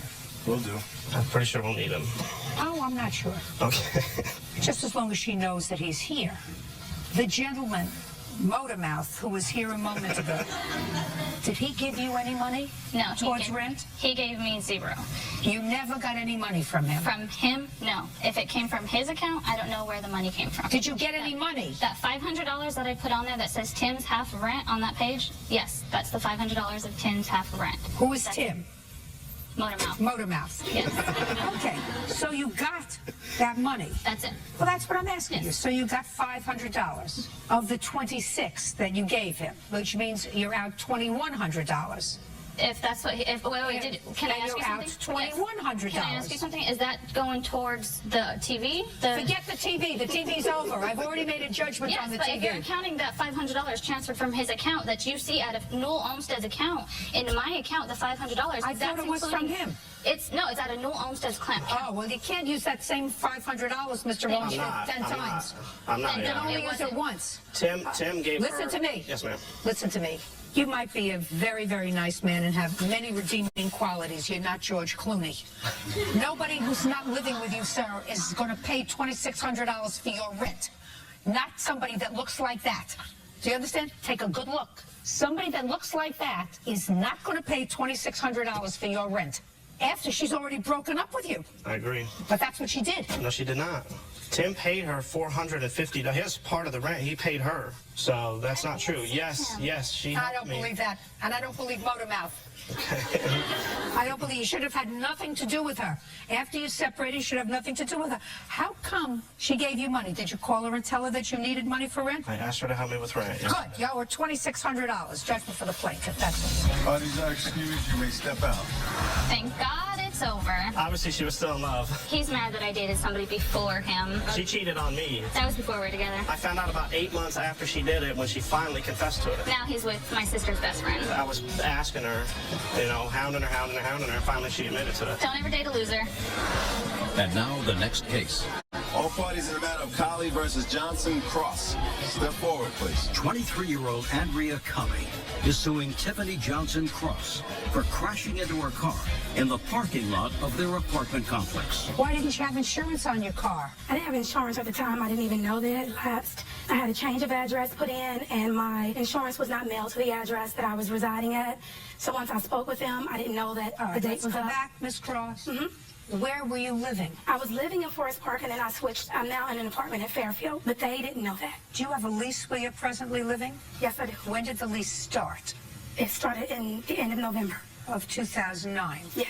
And on what date did your insurance lapse? My insurance lapsed on 2/19/2010. Go over there and show me where the accident happened, because each of you claimed that the other caused the accident that we're talking about, and this was in your building. Go over and show me what you were doing. Judge Judy continues in a moment. You hit her car with the front of your car. I didn't hit the middle of her car. I hit the front of her passenger side. Perfect. That's exactly what I said. Real cases, real people. Judge Judy.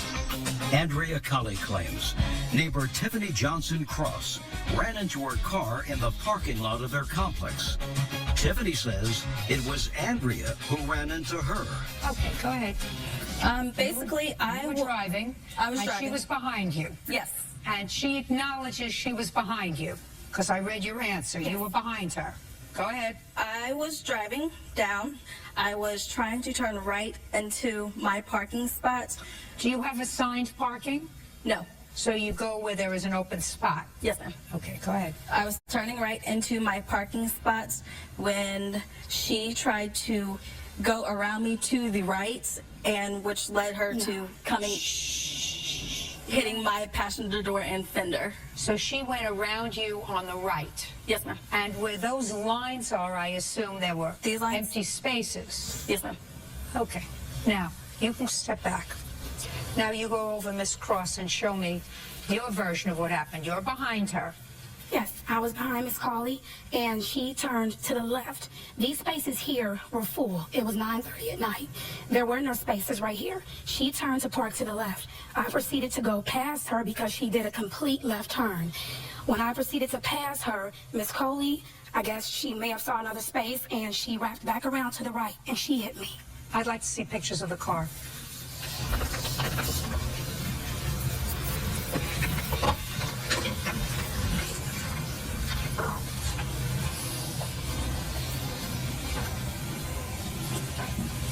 I want to see pictures of your car.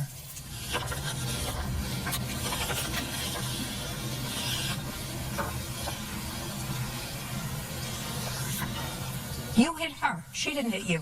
No, the damage to my car was more than that, but because of the Listen to me. apartment place we live in. You hit, I'm looking at her car. You hit her car with the front of your car. No, the damage is actually on the side. If you look at the other pictures, it's actually on the side of my vehicle, and that's on the corner. It's not in the front. Uh-huh. Middle of her car. Where is that? Front Because I didn't of hit your the, car. I didn't hit the middle of her car. I hit the front of her passenger side. Perfect. That's exactly what I said. No, I'm not saying that I hit her. What I'm saying is that's where our cars collided. Listen, Miss Cross. Yes? I know exactly what happened, and you had no insurance. Did you ask her to report the accident a couple of days later so No, that I you did could not. have your insurance reinstated? No, I did not. You didn't? And it wasn't because I didn't have insurance. At the time, I didn't know that it had lapsed until I called to talk to my insurance company, and then that's when they told me. I immediately reinstated my insurance. Go I did ahead, not Miss hit her Coley. car. She hit me. Go ahead, Miss Your Coley. Honor, No, you hit her. That's why we're here, for me to make that decision. I can see from the pictures you hit her. I don't see how you get that from the pictures. Listen, you want to look at them? You can.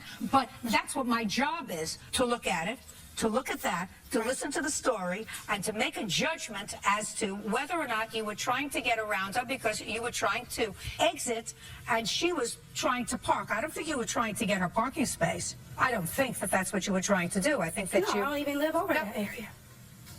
Only one attitude here, and that's mine. Judge Judy continues in a moment. Want justice?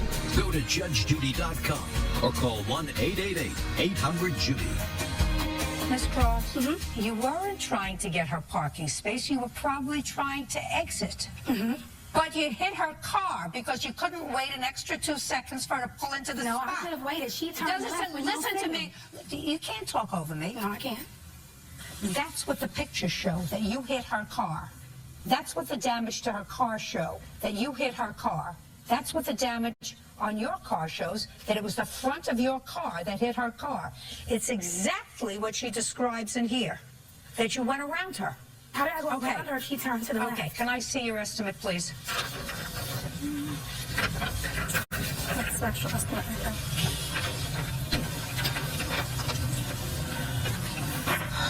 You still living there? No, ma'am. When did you move? I moved at the beginning of April. Was your lease up? No, ma'am. Why did you move? I moved because I had 2 jobs. I lost my main job because of the fact they shut down, so I moved back in with my parents.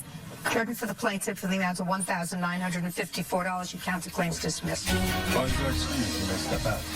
Judge Judy continues in a moment. And on the next Judge Judy. Now, it's case number 109 on the calendar, the matter of Harris versus Harris. Thank you. You're welcome, Judge. Parties have been sworn in. You may be seated. Ma'am, have a seat. Mr. Harris, this is your former wife. How long were you married? 10 years. From when to when? I'm going to say 1991, 2001. Is that about right? No. June 17th, 92 to March 12th, 1998. That sound right? Yes, ma'am. Okay. You have children? Yes, ma'am. How many with 2. Mrs. Harris? 2. How old are they? 11 and 15. And where was the marital residence? In Austin, Texas. How long did you live there? About 5 years, I think. Was that immediately prior to your divorcing or separating? Yes, ma'am. The house in both your names? The loan is in my name. We were married when we bought it, so the title was in both of our names. And what did the judgment of divorce provide for with regard to the marital residence? She was awarded the house as long as she continued making the payments on it. And what were the payments? $820 a month. And Mrs. Harris had custody of the children. That is correct. And what was your child support obligation? $576 a month. So I assume you worked. No, not for 8 years, no. Did you go back to work after the two of you separated? I went back to work May 27th, 2008. Shortly after the divorce, it took a while to find a job. Are you still working? Yes. How much do you earn? I make $13.75 an hour. That includes a shift differential because I work later hours. Since the divorce, have you been current in paying your child support? I have been current. I'm paid through May right now at this point in time. But because of all of the money I've had to put forth towards this house to keep it out of foreclosure. Now listen to me very carefully, sir. Yes. I want you to tell me, from the time of your divorce in 1998, Yes, I am current. have you paid each and every month $576 a month? Yes. There was never a time when you were delinquent. There's been a few times. When? Different times. Well, give me an example of different times, Mr. Harris. Because I have had to pay for this house. She didn't work for 8 years. I had to pay for everything over there. I'm talking about since the divorce, sir. Okay. Have you paid your child support each and every week, or have you been delinquent at some periods? Yeah, some periods I have been. Well, that's what I asked you. What periods, Mr. Harris? I don't recall. Well, so now let's understand what the lawsuit's about. Okay. It is your claim that Mrs. Harris purposefully vandalized the house before she moved out, and she moved out because she couldn't pay the mortgage anymore. The house was going to go into foreclosure. And in addition, she slandered you by putting up a sign in the front lawn saying that you were a deadbeat father. Correct. And I have. Well, you've just told me, sir, that there were times, and you don't recall how many, that you were delinquent in your child support. Is that correct? That is correct. Then you are a deadbeat father. Okay. That is your opinion. Well, that's true. I mean, you have two children. You paid $100 a week for the two children, which hardly supports children, and you just told me you were delinquent. And you didn't say to me, well, I may have been delinquent for a week. You said to me, I don't recall how many times since 1998 I've been delinquent. Your Honor, I have his history right here. I'd like to see it. This is what I've gotten since the history was printed out and mailed to me. This shows from when he started to March the 1st. I just want the printout. Okay. It shows that he fell behind, started falling behind and having problems in mid-09, the same time that the car I got in the divorce threw a rod, and I had to go buy a new vehicle so I could keep my job. What does that have to do with It just has to do with if he had been paying in full on time, I could have squeaked by and wouldn't have had to fall behind in my payments and still been able to pay the bills and take care of the kids and pay for their lunches. And here I have where he's taken me to court on July the 8th to reduce the amount that he's paying me because he doesn't work. Yes, For I anybody do that work. thinks being a real estate agent in this economy is gainful employment, then you're delusional. I make over $50,000 at different times, at different years. When you made over $50,000, sir, did you give her extra money? I've been paying every bill over there for the last 8 years before the divorce and helping out during the divorce. Every stick of furniture she owns, I bought. Every appliance, I bought. So I am not a deadbeat. Well, you are. Well, Sir, I bought everything over there. You are if Okay. a court ordered you to pay $576 a month and you failed to pay it. That's why there's a court order for a reduction in child support because the economy has changed. Get a job. Just a second. I'm not talking about 2010, sir. I'm talking about when the house went into a delinquency. Due to her not paying, You weren't paying. that was her obligation. No. Yes. No. Mr. Harris, it's a domino effect, Mr. Harris. She's You living think, there. hey, not anymore. Is the new wife? Yes. You moved back into the house? To save it from You foreclosure. moved back into the house. To save it, she went You 7 months without moved making a back payment. into the house. 7 months without a payment. You moved back into the house. That's right. To save it from foreclosure. With a house that was given to her and the children. We agreed to sell it. Sorry. Judge Judy continues in a moment. Stand up. I just want to hear what you just said to me. Child support is support. It's aid. It's not wage replacement. I was a family court judge for 25 years. You telling me what child support is? And later today, Some things I believe you say and some things I don't. This I happen to believe, Mr. DeVito. See how fair I am? Yeah. It's my middle name. Justice and fair and kind. Leslie Harris damaged their home before she moved out and placed defamatory signs on their front lawn. Mr. Harris, let me put it to you this way. If you had come to me and said to me, I was charged with sending my children $576 a month. I faithfully sent my children $576 a month. Despite that, she failed to pay the mortgage. That is correct. Well, you show me, sir, that you made each and every payment of the $576 a month. I've caught up. No, you're behind May and June right now. Just a second. June is not behind. Just a second. When did you catch up? I've been paying all along. I asked you before, Mr. Harris. Yes?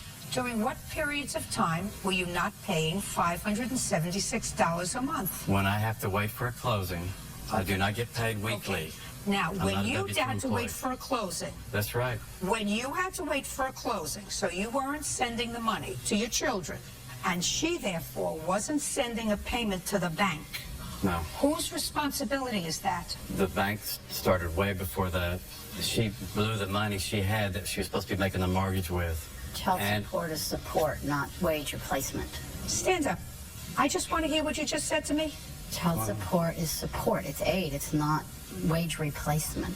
I was a single mom. I received child support beforehand. We were I married. was a family court judge for 25 years. You telling me what child support is? Child support pays for piece of the rent, piece of the utilities, part of the cable, part of the food, part of the water bill. There are 3 people living in that house. 2 of them remain half his responsibility. Right. Good, sit.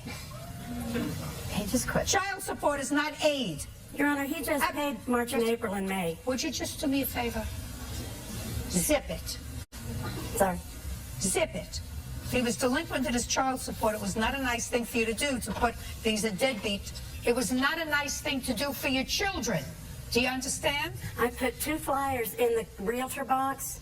If that's what they pulled out of there, then nobody was looking anyway. Listen to me. It's not a nice thing to do for your children. They didn't see it. They didn't know about it. Who saw it? Me. Who else? All the neighbors, and here's a picture. I don't... Hey, listen. I'm sorry. Yes. What are you laughing about? I'm just what are you laughing happy to about? be able to Listen defend to myself me. here. He gets nothing. He moved back into the house, new wife, her child. If he wants to fix up the house, he now has. I assume you turned over title to the house to him? No, we had agreed to sell it. I signed a listing agreement. I don't think he ever intended to sell it. Listen to me very carefully.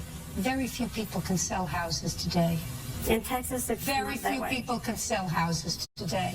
But meanwhile, he's living there with his new family, and if he wants to fix it up, he can fix it up. What I'm telling you is, it is not a nice thing for you to do to disparage the father of your children to anyone. It may feel good for a moment. You may have a visceral reaction for a moment, so, gee, that feels good to do it. But it's not the right thing to do. We came 5 days away from being evicted from our rental home because he was 2 months behind. You get desperate. You just, you lose it. She refuses visitation to his kids regularly. Your case is dismissed. Take Big Mouth out. Excuse me, step out. Leslie left me with 7 months of non-payment. I told him that I was behind in my payments. I witnessed her yelling, screaming, drunken, outrageous. He changed locks on me. Isn't that illegal when I'm still co-owner of the house? Constantly refusing the kids to see him, telling bad things to the kids constantly on a regular basis so that they don't want to come see him for his regular visitation. No, that became their choice when they would see their mother sitting there struggling and crying over what bill I was going to pay because he was 2 months behind in his child support. He's 2 months behind right now. It's just appalling why someone would spend so much time of their life to try to intentionally make someone else's life worse. Leave me alone and let me live my life. I want him to get a job and catch up. And now the next case. All parties in the matter of Heyer versus DeVito. Step forward. Danielle Heyer is suing her ex-fiancé, Frank DeVito IV, for the return of bail money and for pawning her engagement ring. Miss Heyer, when did you start to date Mr. DeVito? In the spring of 08. Month. I would say March. And when was the last time you were out on a date with him? Probably in July of 08. And you haven't had anything to do with him since? I haven't had anything to do with him since the fall of this year. Month? November. What happened between July of 08 and November of 09? We started dating in the early spring, and our relationship was going well, and then in the fall of 2008, he was sent back to jail. What I want to know is when this relationship was over. March. So you and Mr. DeVito were in a relationship? Yes. Not living together? No, not in the beginning. From March of 08 until March of 09. 1 year. Now, claim he owes you some money. Yes. Here's for bail. What were you arrested for, sir? Parole violation. What was the nature of the underlying crime? Robbery in the first degree. How many years did you serve? 0. It was all dropped. Were you in prison at all? Yes, ma'am. From when to when? 2003 to 2008. Where? Lino Lakes, Minnesota, and Rush City. Is that for the robbery? No, ma'am. For what? Past crime. Last time I heard that was not a violation of the penal law, past crime, so we won't go into anything else. Judge Judy continues in a moment. What? Why are you looking at me with that goofy look on your face? Because she took thousands of days. She hit me with the frying pan, and I moved out with my mom. She took $1,000 out of my wallet. Where did you get $1,000 from? From the casino. I like to gamble. Real cases, real people. Judge Judy. Danielle Heyer says ex-fiancé Frank DeVito IV owes for bail money and for pawning her engagement ring. Now, you were rearrested on a robbery charge? Yes, ma'am. When? September 27th, I believe it was. 27th to 28th, dealing with my children's mother. Did Miss Heyer post any part of your bail? Yes, ma'am. How much? $2,500. My mother posted the other part. Did you pay your mother back? Nope, she gave it to me as a gift, ma'am. Your mother did? Yes, ma'am. What does your mother do for a living? She runs a bowling alley. She's a general manager of 3 bowling centers. She's been doing that for a long time? No, ma'am. How long? 8 years. That's a pretty long time. Oh, she's bored. My father died in the military, so we were well taken care of kids. How did it come about that Miss Heyer posted the $2,500 bail that you were short? Her and my mom, and talking back and forth, she offered to put up that part, and my mom decided she'd put up the other part. Did you ever contact Miss Heyer from prison? Quite a few times. Did you discuss the bail with her? Yes, ma'am. What did you say to her, and what did she say to you? She had asked, would I pay her back? And I, at that time we were going to be together, so the money would be going into both of our accounts. Do you want to repeat that slowly to me? She asked you if you were going to pay her back, and you said? It would be both of our accounts because we were together. So basically paying myself back. Why would it be both of your accounts? Because we were together at that time. So what? When I got home and put a job, I was putting checks into her account. But you weren't in a job. You were in prison where you were making 10 cents an hour. I was never in prison. I was in jail for 28 days. Well, 28 days. For 28 days, you weren't earning any money. At that time, I wasn't, but as soon as I got out, I got a job. And did you pay her back? I didn't think I had to. Well, were you still together? Yeah, at that time. After you got out of jail, were you working? Yes, ma'am. What kind of work were you doing? I was working at a place called Skechers. They do law enforcement uniforms. And you were working there on the books or off the books? On the books. How much were you earning? $9 an hour. And how long did it take you at $9 an hour to pay her back $2,500? Probably would have took me a long time, but I figured It would have took you a very long time and taken you even longer. But, she wanted me out. Only I got that joke. All right, so we have $2,500 that you owe her, Mr. DeVito. It was a gift. What else? You claim that he took money out of your bank without permission. Yes. All right. Did you have a joint bank account? No. So this was your individual account? Yes. Did he ever put money into that account? No. How did he get the PIN number to take money out? Is not an answer. I had told him one day what it was. Why? When he had originally gotten out, he had told me that he needed a haircut and stuff to get cleaned up, and I had to go to work. So I said, here's the card. You can take $40 out. Here's the PIN number. Is that what happened? No. No. How did you get the PIN number? She voluntarily gave it to me. For what? To take money out of it. For what? For spending. Did you put money into the account? Yes, ma'am. That I believe. You were living together at the time? Yes, ma'am. Did you have your own bank account? No, ma'am. Okay, so the only bank account that you had was her bank account? Yes, ma'am. Okay. Some things I believe you say and some things I don't. This I happen to believe, Mr. DeVito. See how fair I am? Yeah. Right? It's my middle name. Justice and fair and kind. What else do you want from him? I'd like my full $4,000. You're not going to get it. Don't give anybody your PIN number. What else do you want? Want to get your bail? I want my bail, yes. And I believe that I deserve the money that was stolen from my banking card. I don't believe it was stolen. It was stolen on different dates, and I have all those dates and the times that I was at work. Listen to me. I believe you gave him your PIN number. Judge Judy continues in a moment. Have you been cheated? Go to judgejudy.com or call 1-888-800-JUDY. Ms. Heyer, you're not getting money back from an account. When you were living together, he didn't have a bank account. You had a bank account. You gave him your PIN number. It's over now. You want the money back? I'm sorry. You're not going to get that money back. You're going to get your bail money back. Because he actually said to me, I told him we'd be together. I'd be putting money into the account too, and so I'll pay you back from that. But at $9 an hour, working, making uniforms, he hasn't paid back the $2,500. That's for sure. That he knows. The only other thing you want is money for an engagement ring that you claim you paid to take out of pawn when he pawned it. Yes. And in what month and year did you get it out of pawn shop? I believe I got it out in early February. No, it was later.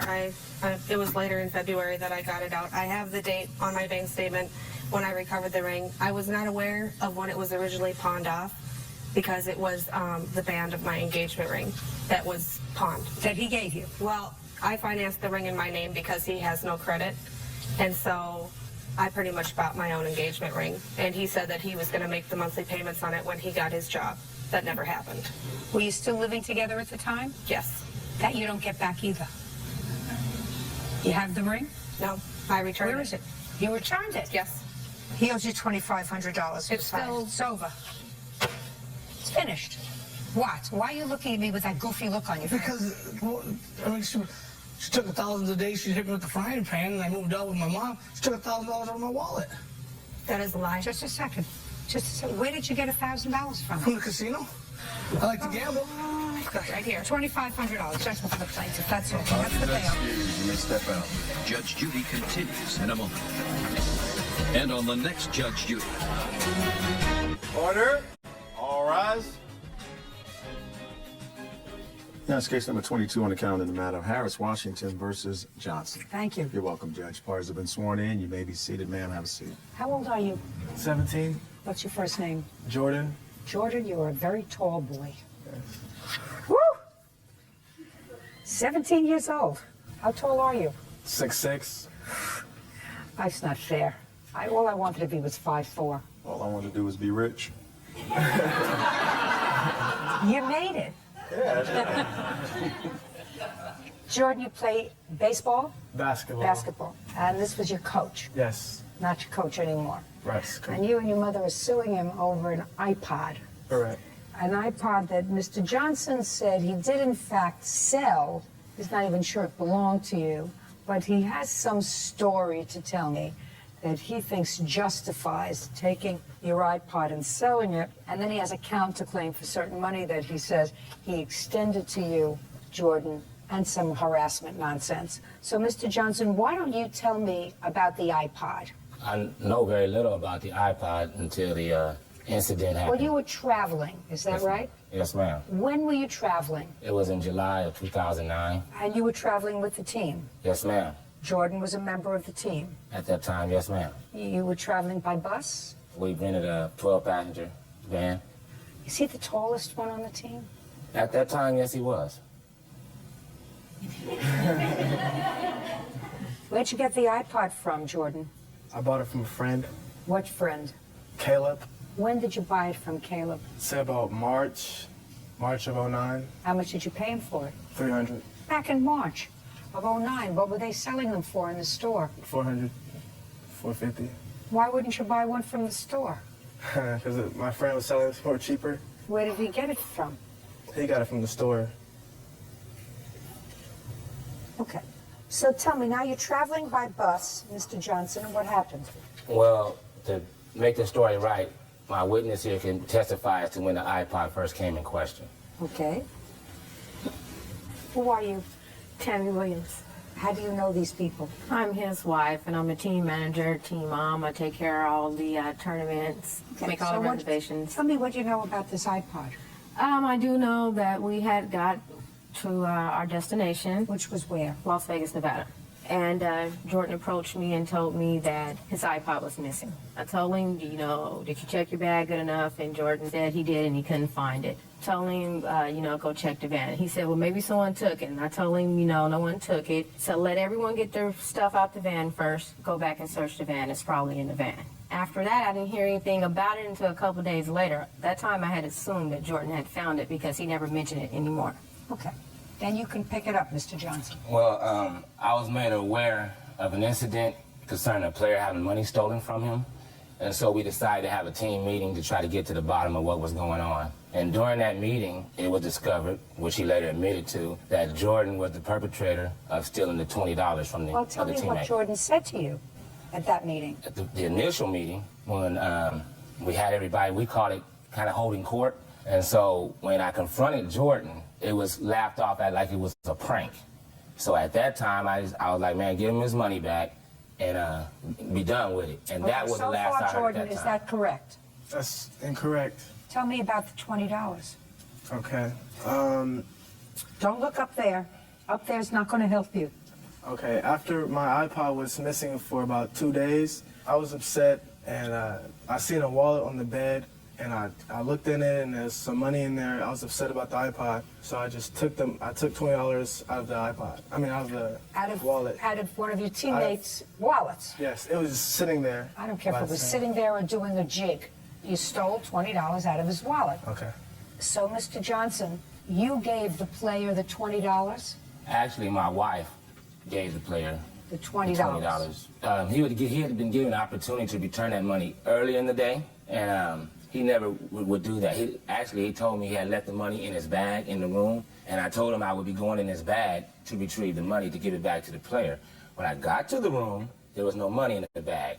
So I had to wait till for Jordan to come back from sightseeing to once again have the team meeting again and confront him about the $20. And what happened at that meeting? This is when his whole attitude really flipped on me. He, matter of fact, told me that he had no intentions of returning the money, and I was kind of thrown aback, and I asked him, well, why? What's going on? Why would you take your teammate's money? And he said, well, somebody stole my iPod. And I said, Jordan, nobody stole your iPod.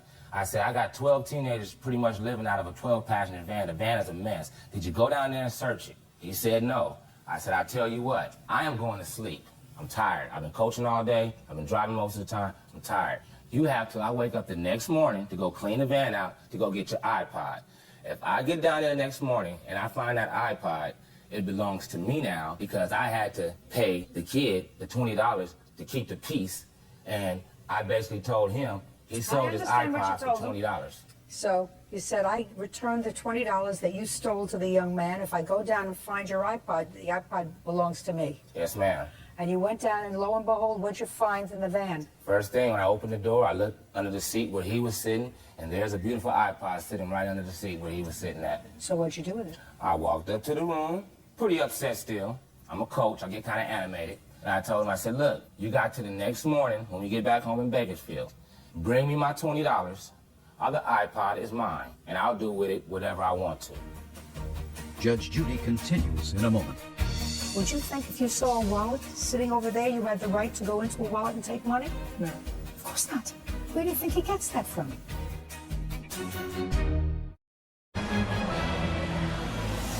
Real cases, real people. Judge Judy. 17-year-old Jordan Washington says his former basketball coach, Devin Johnson, stole his iPod. Devin says he was trying to teach Jordan a lesson, and he is countersuing for an unpaid loan. Now, Jordan, why didn't you return the $20 to the coach? I believe what he says, that he said to you, I have your iPod. When we get back to Bakersfield, give me the $20 back, because nobody stole your iPod. You just dropped it on the floor. Just give me back the $20, and I'll give you the iPod. Otherwise, I'm going to sell the iPod or do whatever I want to do with it, and I'll pay myself back. Why didn't you just give him back the 20 bucks? I didn't have the 20 bucks at the time. What'd you do with it? I already spent it. On what? Vegas. It was Vegas. Spent it. I say something, Your Honor? And actually, mind you, when he left to leave with us to Vegas, he didn't have his tournament money, and he had no money in his pocket. My wife felt sorry for him and was giving him spending money during that time just to put something in his pocket. So he didn't even have to steal from the boy. It might not have been a lot of money, but it was $10 here, $10 there, and that he didn't appreciate that. Did the Johnsons give you any money when you were traveling? They gave me approximately $10. They gave me $10 to eat, okay? Go ahead, and the Ms. team- Williams. Actually, Your Honor, I was purchasing him food, as other boys. He wasn't the only one. Some of them had more money than others. When they wanted to go sightsee, I gave him money. I gave that day, over the time, I gave over a couple $100. I'm giving 10 here, 15 here, and buying their meals. You have some source of revenue from this team? No. No, actually, Your Honor, it's just a neighborhood traveling team. I just started to try to help at-risk kids in our community. How is it funded? By car washes, and then whatever we don't make up on car wash, we've split amongst the kids, and they have to come up with $20, $25, whatever to travel. Well, how do you get the van? The van is more than $20, $25. Through car washes, we kick in some money. You know, we just do what's necessary. Actually, Your Honor, I have a little article and some stuff that has, to show that we've been doing it for 8 years now. We're very serious about trying to make a difference. How long were you on the team, Jordan? I say about 3 months. How long were the other kids on the team? Since they were young, childhood. What? When Jordan told me what had happened, Jordan, I, and a friend had met with Mr. Johnson at the park. We waited till he finished Little League football. He was coaching. And I talked to him about the iPod. He told me what had happened. And he never once brought up that Jordan owed him any money. I asked him for the iPod back. He said that he had sold it. I said, well, you're either going to have to give him the iPod back or the money. And he just basically said, take him to court. And he went on and on about street justice, and I'm from the hood, and this is how we deal with that. And I said, I don't care where you're from. Legally, you're not supposed to hold somebody's property in payment of anything. You're right. Excuse me, Now, just a second. You're right. But what I want to know, Ms. Harris, is what did you do and say to your son with regard to stealing this boy's money because he was angry? I told Jordan he was wrong and he was going to have to accept responsibility. Did he give the money back? And no money was ever mentioned to me. Listen to me. You didn't hear my question, Miss Harris. Did he give the money back? Did he give the money back to the boy who he stole it from? No, he didn't. Well, you come back to me, Miss Harris, when your son gives back the 20 bucks to the boy who he stole from. You come back to me and ask for some justice from the court. Do you understand? Yes. You can't come into a court and say, I stole, but there are no consequences. And somebody who, in effect, took the law into his own hands and decided what an appropriate response would be in his capacity as coach, I think it was wrong. Put your hand down, sir. I think it was wrong. But he doesn't have clean hands. He sort of thinks it was okay because he thought somebody stole his iPod. It was okay for him to steal out of somebody's wallet. Would you think if you saw a wallet sitting over there, you had the right to go into a wallet and take money? No. Of course not. Where do you think he gets that from? He basically was trying to get the iPod back. No. That had nothing to do with it. You're making excuses for him, Miss Harris. That's an excuse. He just said to me he was mad because he thought somebody stole his iPod, so he was going to steal somebody's money. Yes. There were 12 people. I mean, more likely than not, he lost it rather than somebody stealing it. As it happened, that's what happened. He lost it. He found it, but he didn't even bother to look for it. Wasn't right under his nose, so he assumed somebody stole it. But that doesn't give him the right to go and steal somebody's money. So you come to me after your son pays back the $20 to the boy who he stole from. Then I'm going to entertain his case for the return of his iPod. You understand each other, Jordan? Yes. Perfect. How long ago did you steal this money? It was during the trip, July 7th. You've had almost a year to return the money. The boy and I made arrangements. To what? To where I would have to, help him with his homework. I go to the same high school as he do. And? He struggles in a subject, and I help him, and the debt is already paid off. Instead of paying him $20, I helped him on his homework. Why didn't you pay him back his $20 and help him with his homework anyway? Your Honor, I find it real funny that he says he helped this man with his homework. Jordan has been in 5 schools in the last 4 years because of academic and failing grades. Caleb is a top-notch student. There's no way this young man is going to help that kid with his homework. He's 50 credits behind in school. I tried to help him out with coaching my football team to earn 10 more credits. He didn't complete that. Does that sound right, Mr. Washington? That's not true. What subjects were you helping Caleb in? Algebra, math. Algebra is math. Yes. Come to me with proof, sir, that you, in fact, paid back the $20, and I'll hear your claim with regard to the return of your iPod. Mr. Johnson, it is your claim that you advanced some money to Jordan. Yes, Your Honor. You can't create a debt with a minor. I understand that, Your Honor, but... Unless his mother agreed to repay you. Can I tell you how that came about? Absolutely. During that time, Caleb was living with his father. I had never met the mother until after this incident, okay? When I brought Jordan home, I presented the iPod to his dad. It was not received because there was a question to where he got the iPod from. What do you mean it wasn't received? Well, when I tried to give the iPod to his father said, I don't want it because I don't know where my son got it from. And through his investigation, he couldn't find out where he got it from. So he would not take the iPod back. So that's when I decided I had to go ahead and sell it because it was a question.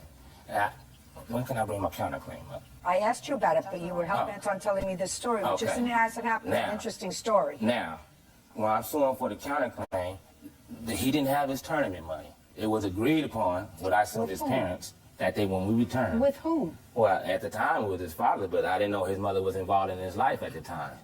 So I didn't know, it was either one. They both, whoever has supposed to have custody of them now.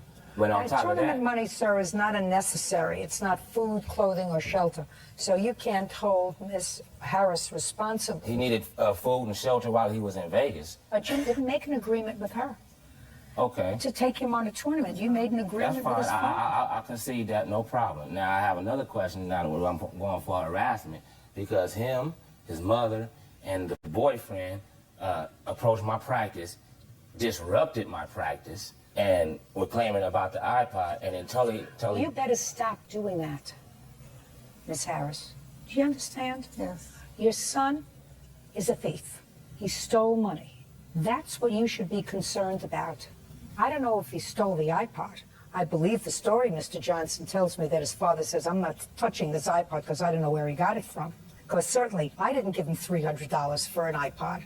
And I assume that at the time he was living with his father. Is that right? No, he was there on summer vacation with his I father. assume he was living with his father at the time. Yes. That's living with summer. You mean June, July, and August? Yes. Okay. So he was living with his father and he wasn't sure. Did you give him $300 for an iPod? No. Was he working? Yes. Where? Paper route. When? He's been doing the paper route since '07. And so the money he got from the paper route he used to buy the iPod, is that what you're telling me? Yes. Did you tell that to your father? No, my father knew nothing about the iPod. He says he went to return it. Until that's the only time he knew about an iPod, me having an iPod. Your Honor, when Apparently his the father father never saw it called me, when his before he father left. called me and told me about the incident in Vegas, he never mentioned to me about an iPod or about Coach D having his iPod. Him and Coach D are friends. They've known each other for years. And he basically didn't want to get involved because Jordan is his son and the coach is his friend. Miss Harris, who started this problem? Jordan by stealing. Right.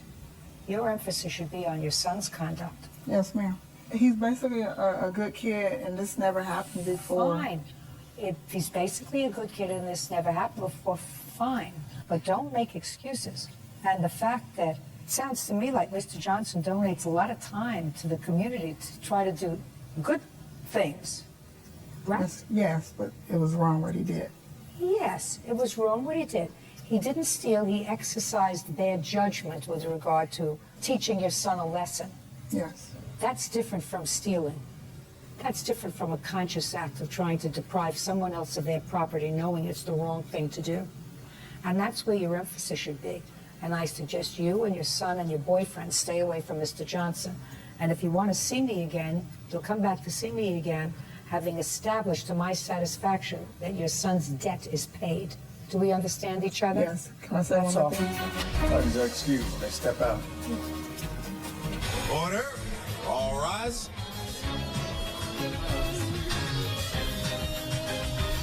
Yeah, that's case number 21 on, case number 121 on the calendar in the matter of Boer versus Reese. Thank you. You're welcome, Judge. Parties have been sworn in. You may be seated. Ladies, have a seat. Mr. Boer, the defendant's dog bit you. Yes, ma'am. You want to be compensated for Yes, that. ma'am. The defendant suggests that it's your fault.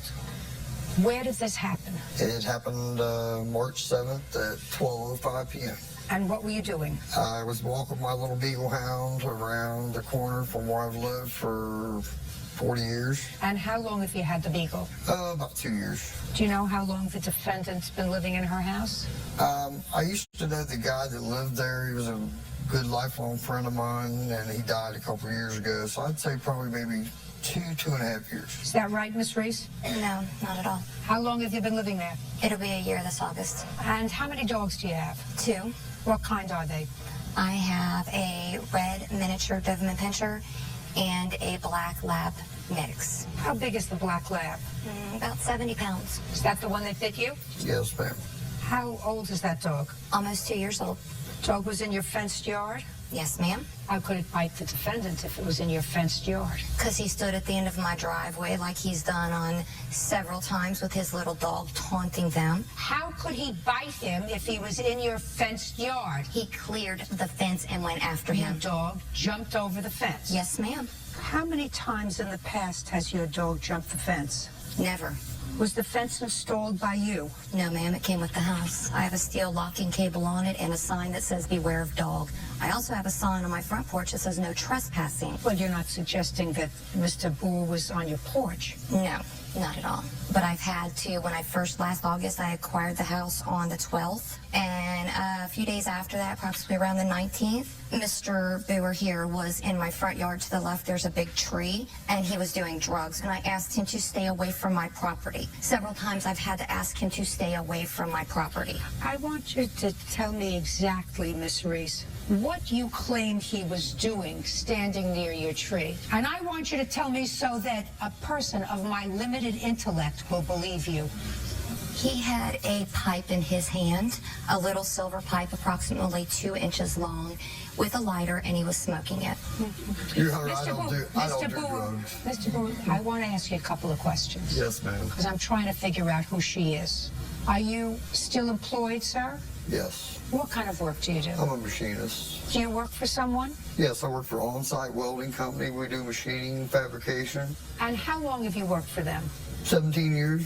Who is this lady? This is my mom. Does she live in the house? Yes. How many people live in your house? 2.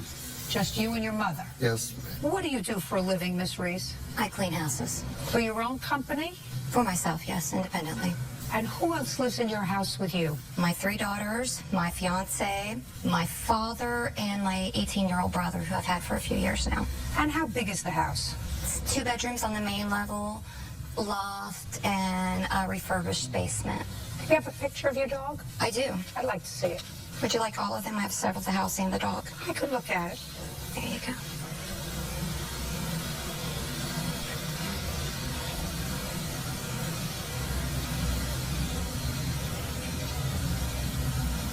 What is this supposed to show me? That's a picture of his teeth. Okay. Now, tell me what happened on March 4th, Mr. Boer, as you were walking your beagle. I was walking my little beagle up the hill. Don't look down there. Okay. All of a sudden, I seen the dog jump the fence to come after my dog. It was going to try to kill it, so I scooped her up in my arms, and all I could do was hold her. The dog tore my coat right here and tried to jerk me down. It snipped me 3 times on this leg, and finally it sunk its teeth, which I have pictures, and I have a police report, and also I have a report from the health department that the dog never even had its rabies shots, never had a collar, never had nothing. Can I see first the photographs, then the police report, and then the report from the health department? Police report. Health department.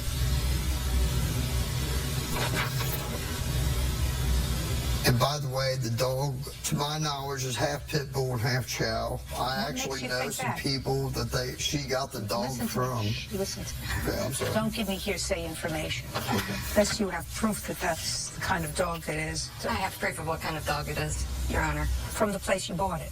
Or the No, I rescued the dog. The people that own the house I used to live in, they were abusing him, trying to make him fight, and I took the dog myself. You said you had proof what kind of dog it is. I took him to a vet. And they did a DNA test on him? I don't know about that. I know they classified him as a black Labrador Retriever mix. Okay. How long have you had him? Almost 2 years. Okay. Did you show the police the shot records for your dog? I did. Oh, the police report says that all shots appear to be up to date, but the Norwood City Health Department indicates that the dog is being quarantined because the shots were not up to date with rabies. It's a standard procedure to quarantine all I'm dogs. just telling you what it says. Yes, ma'am. It was the time for me to go and get him his new shots. The answer is it wasn't up to date. No, which is why he was due 3 days after this incident, and I couldn't take him because they quarantined him. I had to wait for the quarantine to be over. Who was home when this incident took place? Myself, my 3 daughters, my daughter's boyfriend. Were you at home? Yes, ma'am. Stand up. Tell me your name. Charlotte Rook. How old are you? 17. Go to school? I just graduated. What are you doing now? I am working currently at Wendy's in Norwood. I plan to attend school in the fall. Okay, do you remember the 7th of March? Yes, ma'am. What were you doing at around 4 o'clock? Around 4, I was at home just hanging out. Hanging out where? In my living room. Were you hanging out with anybody else? My boyfriend and my sisters. Was the television on? The music on? The TV was on, but we weren't really paying it any attention. Did you hear your dog barking outside? I didn't hear my dog barking. I heard my mom scream. Just a second. Just answer my questions. Okay. Did you hear your dog barking? No, ma'am. Is the living room, I have the pictures of your house, in the front or the back of the house? It's in the front. And this attack took place in the front of the house? Yeah. And you heard no dog barking? No, I didn't hear him barking. Did you hear anything from the front of the house? I heard my mom scream. Where was she when you heard her scream? She was running outside to grab our dogs. What was she screaming? She screamed, "Oh, Charlotte." I'm sorry, that's what she Perfect. said. Perfect. Not acceptable. Perfect. Say nothing. Yes, ma'am. Judge Judy continues in a moment. So you weren't in the front, unless your daughter's a liar. So which one is it? Is your daughter a liar, or you were not in the front when you heard the commotion? And later today, There is something wrong with you. I don't know whether you're just dense or whether you figure I got to make up a good story so that I have a defense. I really don't know. I mean, if you believe it, then you're dense. Boer says neighbor Christine Reese owes for medical bills and property damage due to a dog attack. Okay. And she ran out. Yes. Through the living room, through the front door? Yes, ma'am. What did you do next? I ran outside. Me, my sisters, and my boyfriend all ran outside. And I just want you to tell me what you saw What I saw, okay. when you got outside. When I got outside, Now look over there. Look over here. the Ernest right here, he was running down the street. He wouldn't show us any bite marks. No, not what he wouldn't show. I just want you to tell me. He was going down the street screaming that he was going to come back and shoot my dogs. Me, my mom, and my sisters and my boyfriend were standing there. No. Just listen to what I asked you. I didn't ask you who was standing there. I just want you to answer my questions. You ran outside and you saw the plaintiff running down the street. Yes, ma'am. And that's what you saw. And what did you hear him say? I heard him saying he would be back to shoot my dogs. Where was the little dog? With him. No, your little dog. My little dog, he was outside too. He squeezed through the gate. He was little enough too. So both of your dogs were out. Yes, ma'am. Now you can sit down. Okay. And where were you?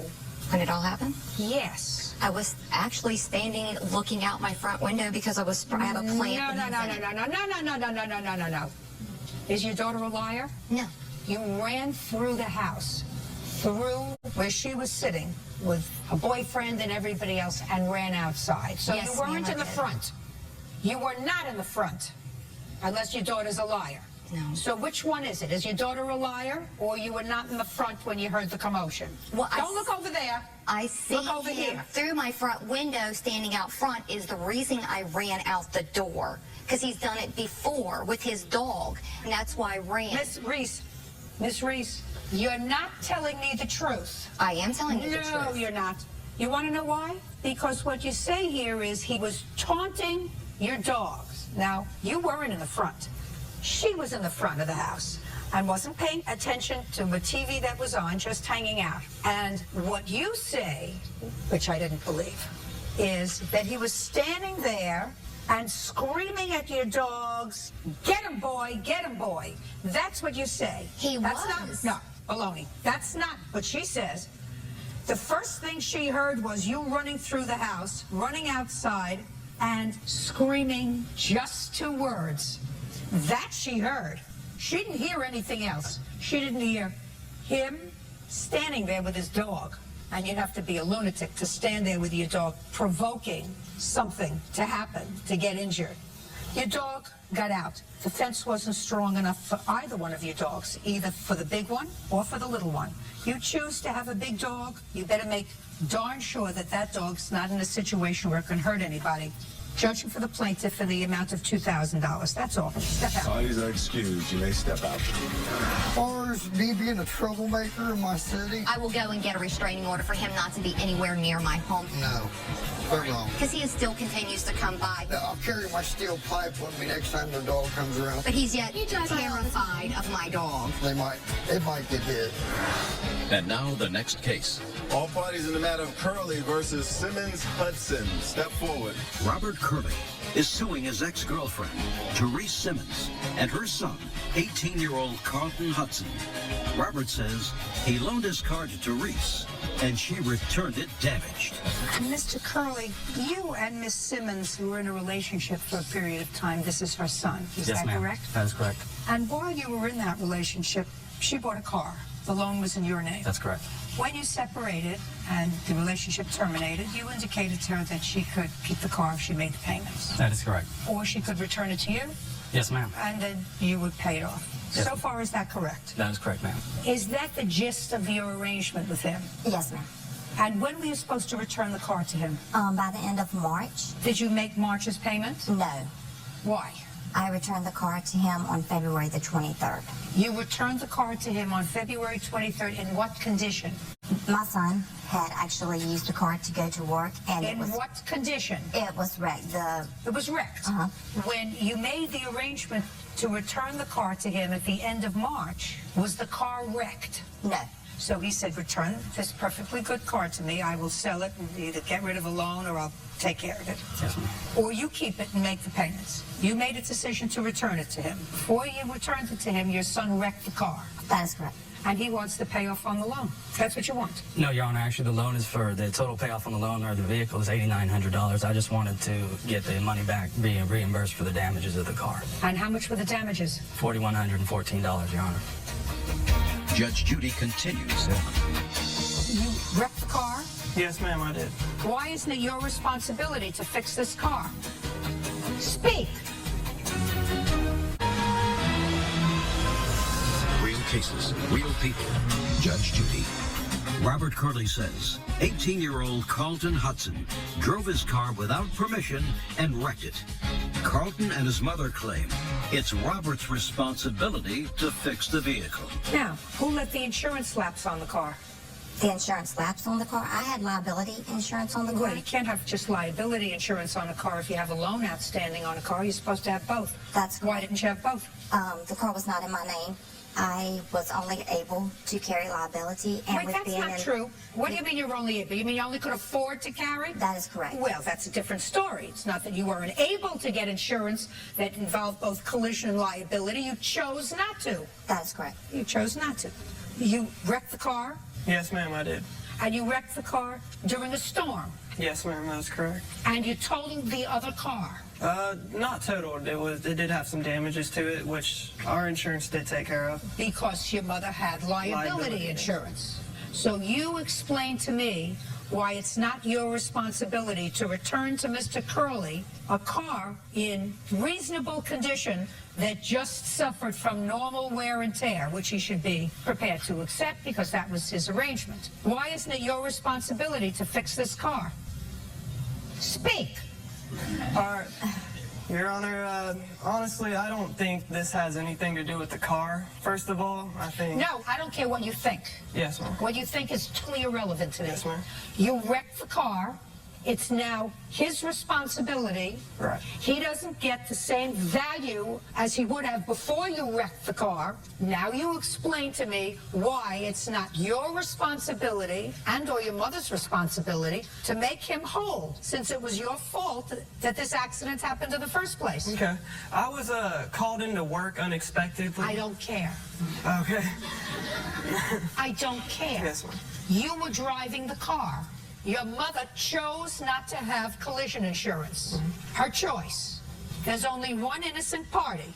That's him. You explain to me why you shouldn't pay to have the car fixed. Well, he took back the car directly after that, which my mom had already paid $7,000 on. And mother used the car for how long? 2.5 years. Consider it a really cheap rental. Exactly. No, not exactly. That wasn't your arrangement that you were renting a car from him. Your arrangement was when you finished paying it off, it would be your car. Right. You chose to change the rules. Right. Fine. That was your agreement. Before that time, you allowed someone else to drive the car and wreck it. So now you're going to explain to me in a language that I understand why you're not responsible and he's not responsible for fixing Mr. Curley's car. Because I have paid for rental, use, whatever you want to call for the car, for $7,000 plus the upkeep on this car. At any time, Robert Curley could come to my home and take the car. There's something wrong with you. There is something wrong with you. I don't know whether you're just dense or whether you figure I got to make up a good story so that I have a defense. I really don't know. I mean, if you believe it, then you're dense. Your son wrecked the car. You chose not to cover his loan by not having full coverage on the car, which you should have had. Then we wouldn't be standing here today. It was your choice. Well, exactly. You just said it, that it was his loan, and if it is his loan, then full coverage insurance should be in his name. You're an idiot. Robert Curley. I'm going to tell you something. I'm telling you something. That is the most idiotic response that I've heard. Are you getting nothing what I'm saying to you? Nothing what I'm saying to you? Judge Judy continues in a moment. Want justice? Go to JudgeJudy.com or call 1-888-800-JUDY. Now, you knew enough to get liability insurance. Exactly, because he... No. You knew enough to get liability insurance. You chose not to get collision because it was more money. You chose to have liability insurance because, God forbid, you got into an accident with the car. You would be covered. Your home, your job, nobody could get a judgment against you because you had to have liability insurance. And as far as he's concerned, you said, the hell with him. If I get into a car and the car's wrecked, I'm just going to give it back to him like a piece of junk. It's not my responsibility. The car's not in my name. No, loan's not in my name. Listen to me very carefully. You're a very lucky man that it didn't work out. I appreciate that, Your Honor, and I agree. Totally. Very lucky man, because either she's slick or she's dense. Either way, you don't need her. Judgment for the plaintiff in the amount of $41.14. Thank you. Thank you, Your Honor. Judge Judy, you may step out. Judge Judy continues in a moment. And on the next Judge Judy is suing her former friend, 21-year-old Mitchell Ashburn, for the cost to replace her dashboard after his gun discharged in her car. Order. All rise. That's case number 135 on the calendar in the matter of McLeary versus Ashburn. Thank you. You're welcome, Judge. Parties have been sworn in. You may be seated. Ma'am, have a seat, please. Miss McLeary, Mr. Ashburn is a friend of yours, I assume. He's still a friend of yours. You claim that he caused some damage to a car as a result of a gun that he was carrying in the car, shooting into the dashboard accidentally. You want him to pay for the damage. You already paid for the windshield. Yes, Your Honor. Is that what this case is about? Yes, Your Honor. Oh, He's okay. not a friend of mine right now, though. He's an ex-friend. We don't talk. Oh. Is anything she said, Mr. Ashburn, not true? I'm asking you, are you still her friend? No, I'm not her friend. When was the last time you spoke to her? Look at me, Mr. Ashburn. When was the last time you spoke to her? Probably sometime in January, I would say. When did you pay for the windshield? When she came and visited me in December. Your Honor. Sorry. Why did you pay for the windshield? I mean, I really didn't want to, but she couldn't make it back home to Richmond if I didn't pay for the windshield. Okay, so she was visiting you. Yes. And you live in Virginia? Yes. And she lives also in Virginia. Yes. How many miles from where you are? About 75. And she came to visit and spend how much time with you? Well, her and her witness came to visit me and my twin brother. Were you dating? Well, we had met them in the club because we were all on Christmas break. Quiet. The weekend before. Yeah. And they just came to visit. You were on a Christmas break from where? A school. What school were you at? I go to Norfolk State University. And the plaintiff, where did she go to school? Virginia Commonwealth University. Now, she came to visit you, and this incident happened in December? Yes. Tell me what happened. Pretty much, we were going into a neighborhood where, I didn't really feel that comfortable, so I brought my weapon. What kind of weapon? Smith & Wesson 40 SW. What is that? And you don't need a license or anything in Virginia to carry that gun? Yes, I mean, you have to register the gun, but I didn't have a concealed weapons license. That's why I had it in the open carry. It had to be visible. And pretty much, we were leaving the party, you know what I'm saying? What do you mean you were leaving? You had been to a party? Yes. And where did you leave the gun when you were at the party? It was on my hip when we were in the party. On your hip? Yes. Well, is that a concealed weapon? No, because I wasn't concealing it because it was in the open carry. I was showing it. You know what I'm saying? Like, I think you kind of get it. How many other morons were carrying their guns at a party where everybody was drinking? Why are you laughing?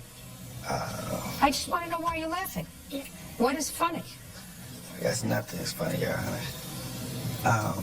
Probably no other morons were carrying the weapon. But I decided. Great answer, Mr. Ashburn. But I decided to take my, it was out of my better judgment, I guess. So we were leaving the party, you know what I'm saying? Her and her friend, they had been drinking.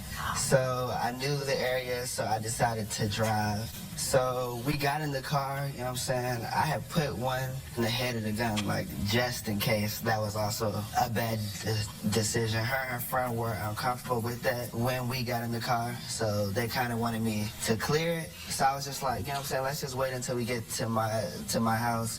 We can handle all that, you know what I'm saying? We were driving, and, like, she was just going in. You know, like, people that have been drinking, they can be kind of abrasive, you know what I'm saying? So I was just like, yo, chill out. Were you drinking? Huh? No. I mean, I wasn't, nah. I mean, I can't really say that what I had drunk had been drinking. I might have had like a beer or two, that was it. I was good to drive, Your Honor. I was better than these two. Take your hands off your hips. Sorry, Your Honor. So at this point, I had took the gun out the holster that was laying in the, like, right beside me. And she was just like, make sure there's nothing in there, make sure there's nothing in there. I'm like, man, I'm like, yo, chill out, let's just wait. So she then reaches for the gun. I actually pulled the trigger, and the bullet went through the windshield. And you paid for the windshield? Yes, I did. But I had never agreed to pay for the dashboard because to me that was ridiculous. What was ridiculous? The dashboard. I don't understand. What do you mean it was ridiculous? I mean, like, she wanted me to pay her $850 for it's like this big, like the hole in like the dashboard. I don't understand how that could accumulate to $850. But at the same time, I never went and got an estimate because I wasn't interested in paying for it. I want to see the damage to the dashboard. Here's the car, and here are the damages. Just show me the damage to the dashboard. Okay.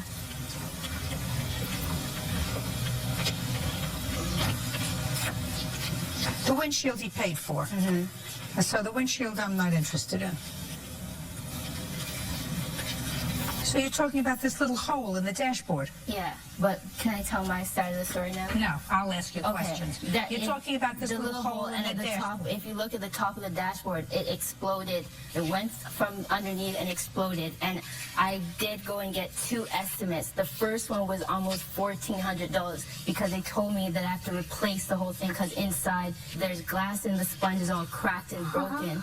So I said $1,400 too much, and I went all over Richmond to go find a cheaper estimate so it'd be easier for him to pay me this money. And then I got an $800 estimate for his... Why weren't you driving? Just listen to me. Okay. I'm going to ask questions now. All right. Why weren't you driving your car after the party? Okay. That requires an answer. Okay. Why weren't you driving, Miss McCleary, your car after the party? Okay, because we're in Hampton, I did not know the place. He convinced me that it's easier for him to drive because he knows the ins and outs of the city, and we're turning, like, it was far from where we drove. So And how much did you have to drink at the party? I did not drink at all. I did not drink at all. Judge Judy continues in a moment. How many times have you gotten into a car with a friend where they put a gun on the console? This is the first time, Your Honor. And you go to college? Yes, Your Honor. Then you don't get into the car? And later today. I didn't understand a lot of this case, and I'm going to figure out what's going on here because a lot of it doesn't sound kosher to me. And if something doesn't sound kosher to me, it usually is because something's not right. Real cases, real people. Judge Judy. Tasia McCleary says former friend Mitchell Ashburn owes for the cost to replace her dashboard after his gun accidentally discharged in her car. Now, you didn't drink at all. When you got into the car to go to the party, where was the gun? He got in the car and he put it in between us. Just a second. So you saw the gun that was there? Yeah. You saw it there? Mm-hmm. Did it make you uncomfortable? I did. It did make me uncomfortable. Why did you go to the party with him? I don't know, weird. I was just in the moment. We're all having fun. We're just friends. I went to the party. I told him the gun makes me uncomfortable. Then you shouldn't have gotten into the car. Okay.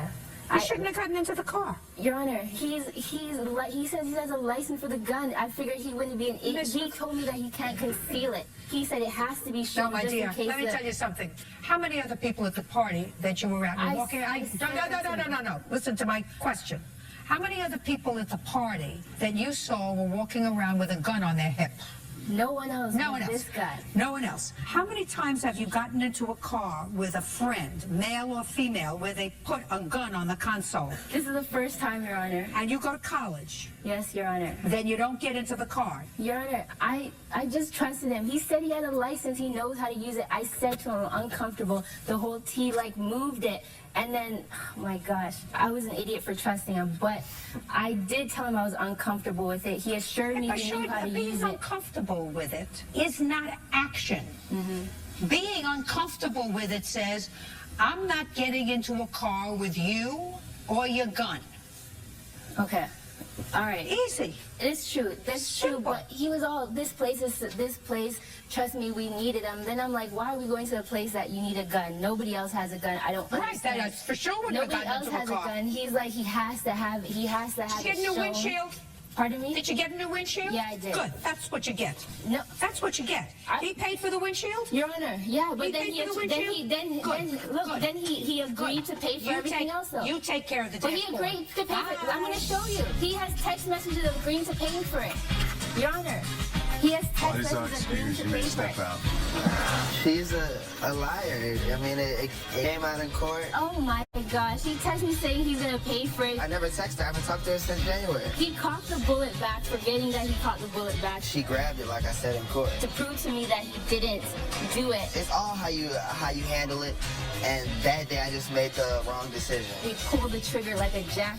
They just started panicking, which, I mean, we all started panicking. It was scary. Exactly what she said happened is everything that happened. Luckily, it didn't hit anyone, but we all need to take it as like a lesson learned. As a matter of fact, when he shot the bullet and it went into the dashboard, the shot hit me in my leg. Don't carry a weapon around at the wrong time. And now the next case. All parties in the matter of Melvin versus Melvin. Step forward. Jennifer Melvin is suing her ex-husband, Larry Melvin, for an unpaid loan to buy a semi-truck. What kind of work do you do, Miss Melvin? Long-haul truck driver? No, I'm looking at her. Say nothing. What kind of work do you do? I'm a driver. A driver for what? Truck driver. How long have you been licensed as a truck driver? Almost 15 years. When were you and Mr. Melvin married, and what month and year? August of 99. And when were you divorced? It was legal in... what year were you divorced? September of 06. And when did you last live together? In 05. What are the names of your children? Austin, Riley, Cameron, and I have a 3-year-old, Gavin. Could you explain something to me?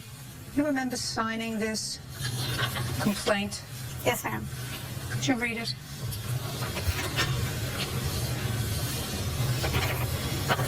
How many children does it say you have? 2 between the 2 of us, but I have 4. You asked me for my children. I'm sorry. How many children does it say you have? 2. 2. Give it back to me, please.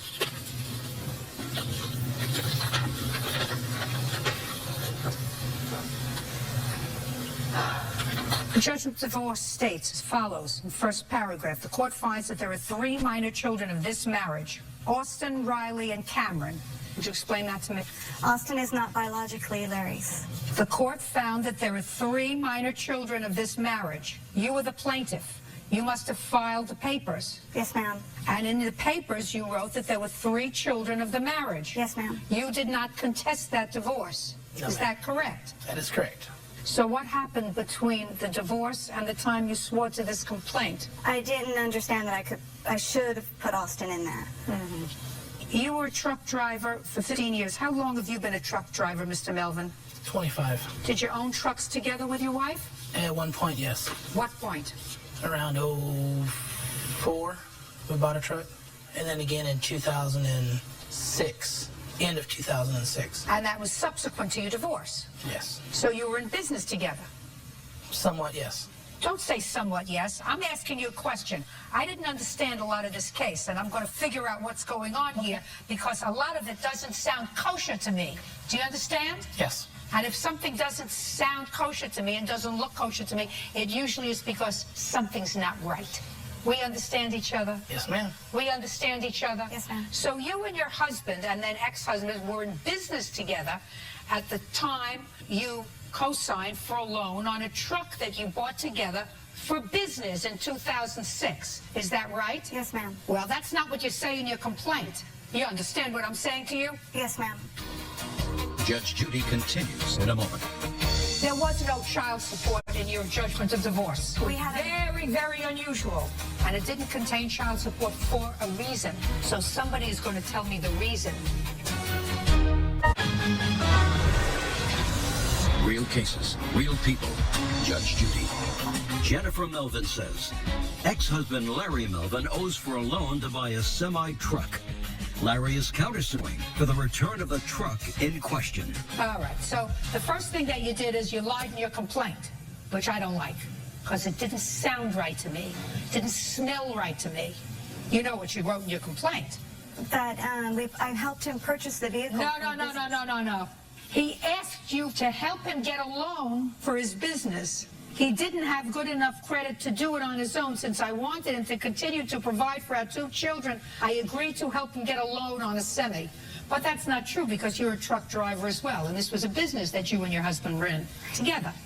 But the agreement that we had was that All I'm asking you is you were in business together on this truck. All right, let me put it to you another way. How many people drove that truck? 1. Who? Larry.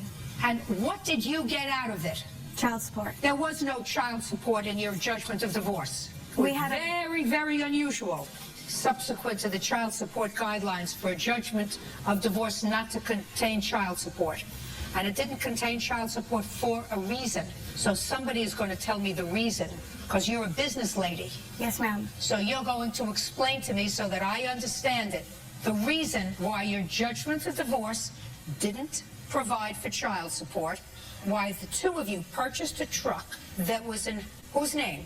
Both of ours. In 2006. Both of your names, and the loan was in both of your names, and the truck, according to you, was purchased so that he could continue paying child support that wasn't contained in your divorce judgment. Yes, ma'am. All right. So it wasn't a loan to him, which is really what you're suing for.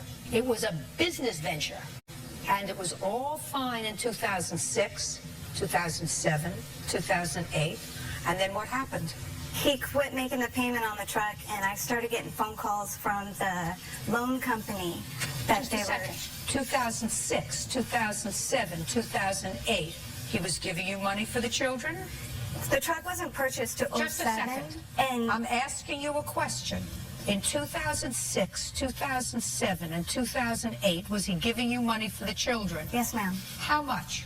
$500 a month, except for in 06, because we had the children 50-50. Did you ever give her any more than $500 a month, Mr. Melvin? Yes, I did, Your Honor. When did you give her more than $500 a month? Whenever I got taxes back, I gave her pretty much all my taxes one year.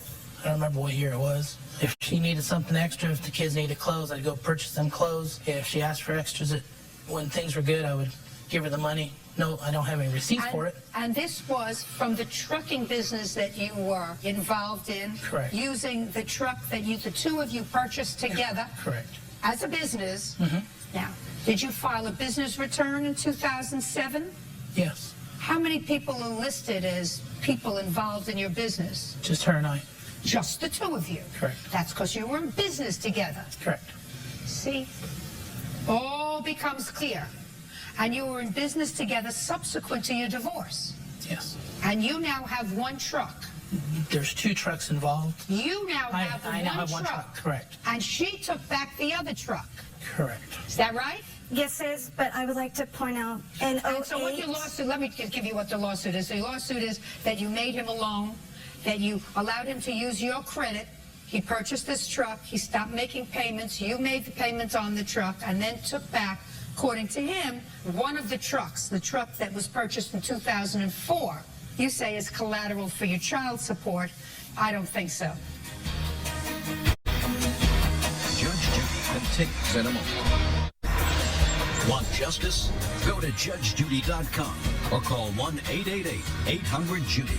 Okay, so now you have the 2006 truck and you have the 2004 truck. Your Honor, in 08, he took the business over in his name solely. Show me. I didn't bring that paperwork. Miss Melvin? He changed the name. Miss Melvin, that may be. In 2008, did he make payments on the truck? Yes, ma'am. Did he send you child support? Yes, ma'am. When did you have your third child with another man? In 07? And he changed the business in 08? Yes, ma'am. Miss Melvin, I do not consider this a loan, madam.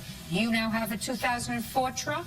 Sell it. It's collateral for his vehicle, and I can't until his loan is paid. Listen, if you two people entered into a business venture and the business venture didn't go well because of the problems with the economy, you don't create a fairy tale. This is a fairy tale, and I don't buy it. Do you understand? Goodbye. Party's like speed. Let's step out. Judge Judy continues in a moment. And on the next Judge Judy. Yeah, this is case number 55 on the calendar, the matter of McCracken versus Hunter. You're welcome, Judge. Parties have been sworn in. You may be seated. Sir, have a seat. I have a complaint and a cross-complaint for car damage based upon only what I can call road rage. Yes, ma'am. Each of you claimed that the other, in an act of road rage, damaged your car. And I have complaint by you, Miss McCracken, in the amount of almost $4,500, and you in almost $4,000 to your car. So each of you are going to have 3 minutes to tell me first your story, and then I have some questions. Go. It was on March the 29th at 8 o'clock. I was headed to work, and I was merging onto I-30, and there was 2 lanes that merged into one, and Mr. Hunter cut me off. So I thought, no big deal, because it happens in traffic, and I went on my way, and I went over to the left-hand lane, and he attempted to cut me off again. So I honked my horn, and he flipped me off, and I returned the gesture. He then got behind me, went around to my driver's side door, rolled down his window, and started throwing what looked like pieces of brick or large rocks at my vehicle. So I got on the right-hand lane of the shoulder so he could pass. He didn't pass. He got out of his vehicle with what looked like a piece of rebar or a tire tool and began striking my vehicle. He busted out the windshield. I called 911. He hit it several more times. I decided to leave. As I was passing him by, he hit the passenger side of my vehicle again with this tire tool. So I got onto the highway and I got on the far left-hand lane. And can I show you on the diagram? I was in the far left-hand lane. He comes behind me. He gets onto the shoulder and passes me, sideswiping my vehicle, and then getting in front of me and slamming his brakes on, and I hit him from behind. And He got out of his vehicle at that point and started hitting my vehicle again. So I backed up down the shoulder about 50 to 60 yards waiting for the police to show up. 3 patrol cars showed up and they took my statement and they took pictures of the vehicle. And I have that police report. Not what happened at all, Your Honor. True, we were merging from 35 to 30. She's the one who went around me and stopped in front of me. I went to go around her. She cut me off, stopped in front of me again, and hit her brakes. So I got in front of her, pulled over to the shoulder, got out of my vehicle to find out what the problem was. As I stepped... Just stop there. Yes, ma'am. If you got out of your vehicle, was her car stopped? Yes, she was stopped on the shoulder behind me. She was stopped behind you. Yes. So you could have just kept going.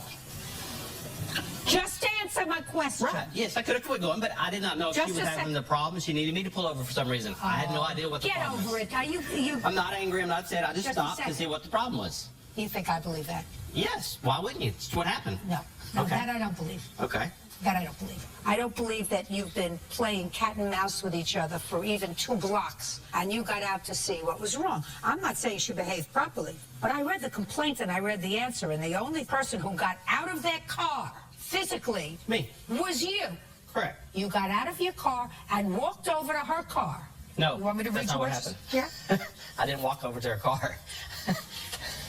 I got out of my vehicle, and as I stepped out of my vehicle, she drove towards my body. Mm-hmm. I started to walk over to the truck, thinking they might have been trying to get my attention for some reason. Correct. I started to walk over to the truck. That's what you swore. Meaning I stepped out of my vehicle, closed the door, and I hadn't even reached the back of my vehicle. Started to walk over to her car. Right. Yeah, yeah. How would I find out if there's a problem without walking over to her vehicle and asking her? Well, are you asking me? I don't answer your questions. But I mean, that's Mr. why I walked Hunter, over there. I don't answer your questions. Okay. Who is this? This is my witness who saw that what she's saying is not what happened. He was not there, Your Honor. His 8-year-old daughter was in the vehicle. My daughter's not 8. Well, his young daughter was in the vehicle and witnessed this. Name? Larry Burdette. Where were you, Mr. Baguette? I was on I-30 traveling westbound as well, and I saw a truck at about 2 o'clock from me, and I was taking my daughter to school. I said, look at the crazy person in that truck messing with that little car, and she said, oh my, that's my friend Tabitha and her dad. And Go ahead. the truck was going back and, going fast and then hitting the brakes so that he was in an exit-only lane and he could not get over, and then she was also swerving at him. Right. And then what did you see? Well, then I got in the left-hand lane, went around, and was looking because it looked like there was about to be an accident. And? And I looked in my rearview mirror, and the next thing I saw was a big cloud of smoke. Now, Mr. Baguette, I want to ask you a question, sir. You had your child in the car? Yes, ma'am. You didn't have a child in the car, did you? And you had your child in the car? Yes, taking her to school. Were you taking your daughter to school? Yes, ma'am. You saw something on the highway that looked as if it might be potentially dangerous. Correct.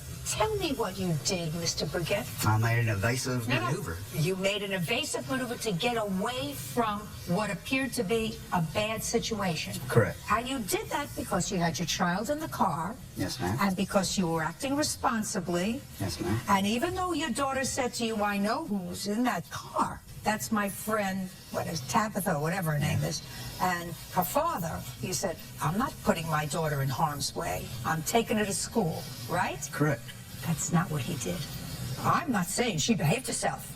No question in my mind she did not. Yes, ma'am. What I'm saying is when you have a child in your car, your testosterone is not supposed to get the best of you because you did not stop your car to walk over to us to find out, is there any reason why you were trying to get my attention? There are a lot of things you could have done because Mr. Baguette here, your witness. What are you looking at me for, Goofy?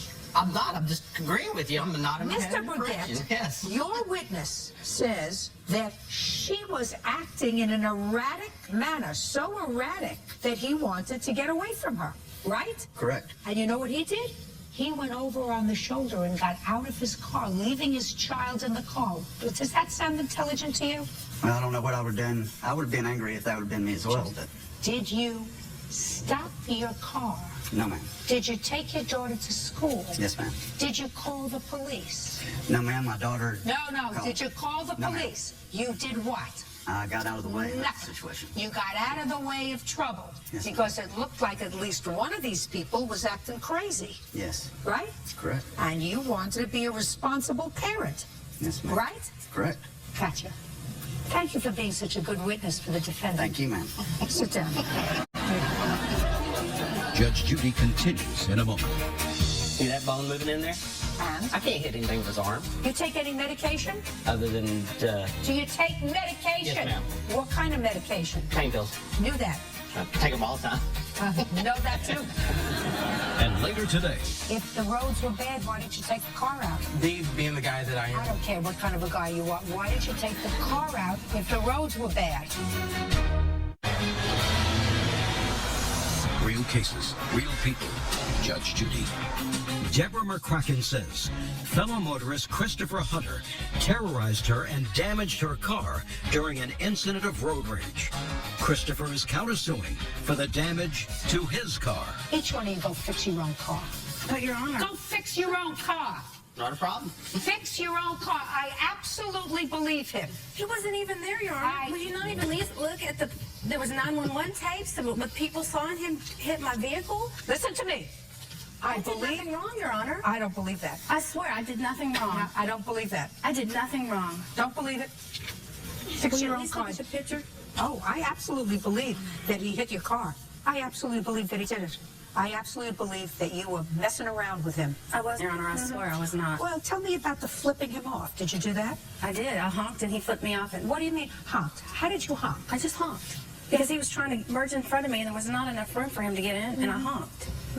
And he flipped me off and I flipped him off. I believe it. I believe that you acted badly. And I believe so did he. And I believe your cars both had damage, and I believe you could have made the whole thing go away. I tried. I pulled over on the side of the road to get away from him, and he pulled over and he got it with a tire tool and he busted out my windshield. Can I show you the pictures? Yeah. And all the dents that he caused. I can show you my arm where I'm disabled. It's physically impossible for me to do that. Show me your arm. Yeah. You see that bone moving in there? And? I can't hit anything with his arm. Really? Maybe you shouldn't be driving. Maybe I shouldn't, but they hadn't told me. I mean, there's no way I could hit How do you something. earn a living? I'm disabled. What do you mean you're disabled? Disabled. My arm is, didn't you see that? I can't. The state of Texas has determined me disabled, unable to work. They give me a check. Because of? Because there's bone missing in my arm. There's a big section. Do you not see that there? That is moving, it's broke. There are people that only have one arm that work. I mean, There are people that only have one arm that work. it wasn't my decision. It was the state of Texas. I mean, You mean they came and found you? no, my doctors. You mean My they came and doctors. found? You My mean they doctors came told and me I couldn't found you? work. My What doctors kind of told me. work had you done? Construction. Construction. Yes, physical work. And how old are you? 41. You had to think about that? Yes. You take any medication? Other than Do you take medication? Yes, ma'am. What kind of medication? pain pills. Uh-huh. Knew that. I take them all the time. Know that too. The state of Texas shouldn't let you drive a car with all this pain medication you're taking. Probably shouldn't. Right, Mr. Burkett? That may be right. Maybe right? I take a whole pain pill a day. How many did you take today? Took one this morning when I got up, just like I do every morning. One pain pill. Supposed to take 2 to 4 every 6 hours. I have pictures too proving that what she's saying there on that little report is false. You have to stop taking so many pain pills, sir. Okay. You have to stop getting high That's on probably your pain, why she read on me, your because pain I was taking pills. pain pills. You Yeah, have you're to, right. Yeah, you have to You're right. stop. You're absolutely right. Yeah, I know. I'm sorry I was taking pain No, pills. I know. You were in me. That's what you're saying. I know what I'm saying. Okay. I know exactly what I'm saying. And 10 million people who are watching are right along with me. What? You bring me a cup, I'll pee in it right State of now. You can see how many pain pills I'm taking. State of Texas evidently thinks that there is only one kind of work that you can do when you're 39 years old. How long have you been collecting disability? I'm 41.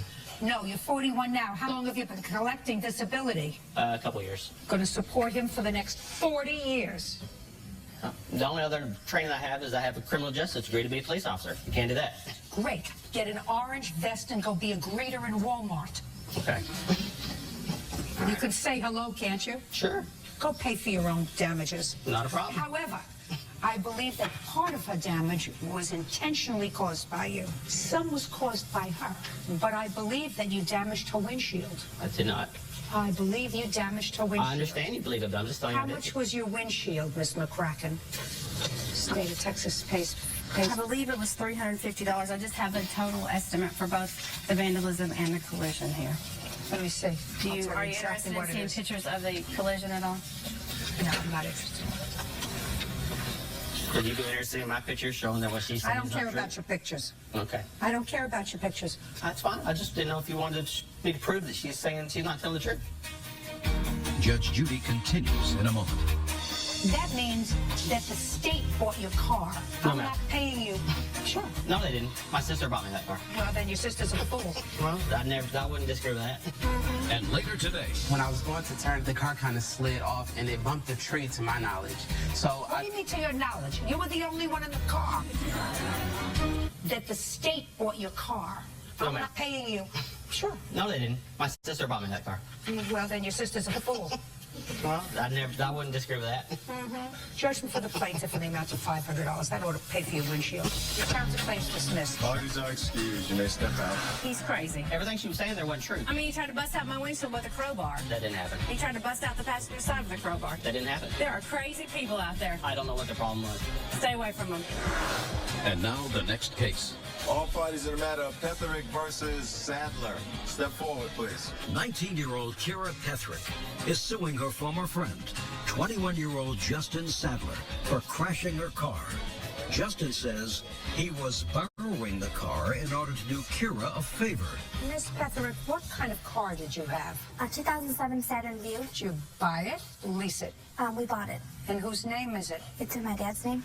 So you don't own it? No. So it's in your father's name, but you drive it? Yes. And is it paid for? Yes. And you have insurance? Yes. You loaned the defendant your car. He had an accident. Why didn't you use your insurance? My deductible is $1,000. I was hit by a driver last year, so it's $1,000, and the claim was only $744. Show me the policy. When was the last time you drove the car? On my way to the airport yesterday. So it's drivable? Yes. What's wrong with the car? I got it fixed, actually, after it was crashed. The wheel rod, the tire was not centered, and it was supposed to be centered in the wheel well. Okay, sir. Ball's in your court. Okay, on December 6th of 2009, I invited Kara and some friends out to my house to avoid some negative rumors that was associated. I don't care. Okay. Just get to it. Well, the incident was I went out to grab food for a group of my friends as well as Kira, and then I came back without incident, but the roads were getting worse and worse. And Kira asked me to drive some friends home of hers, and me, of course, me being the guy who I am, I think Miss Petherick failed to tell you why her deductible was $1,000. And she was involved in a DUI. And I believe it's to my belief and my knowledge that she was drinking that night. I don't care, sir. What difference does that make? If the roads were bad, why didn't you take the car out? Well, so me being the guy that I am. I don't care what kind of a guy you are. Why did you take the car out if the roads were bad? I took her car out to drive her friends back to the school. What kind of bad roads? Snow? Ice? No, it was black ice, and my parents. Black ice? Yeah. When did you notice that there was black ice on the road? When you were coming back from getting food? Well, this was after I dropped the friends off and I began to come back into my house. Like, it's a privately paved driveway or road. And when I was going to turn, I was going no more than 12, no less than 10. And the car kind of slid off and it bumped the tree to my knowledge.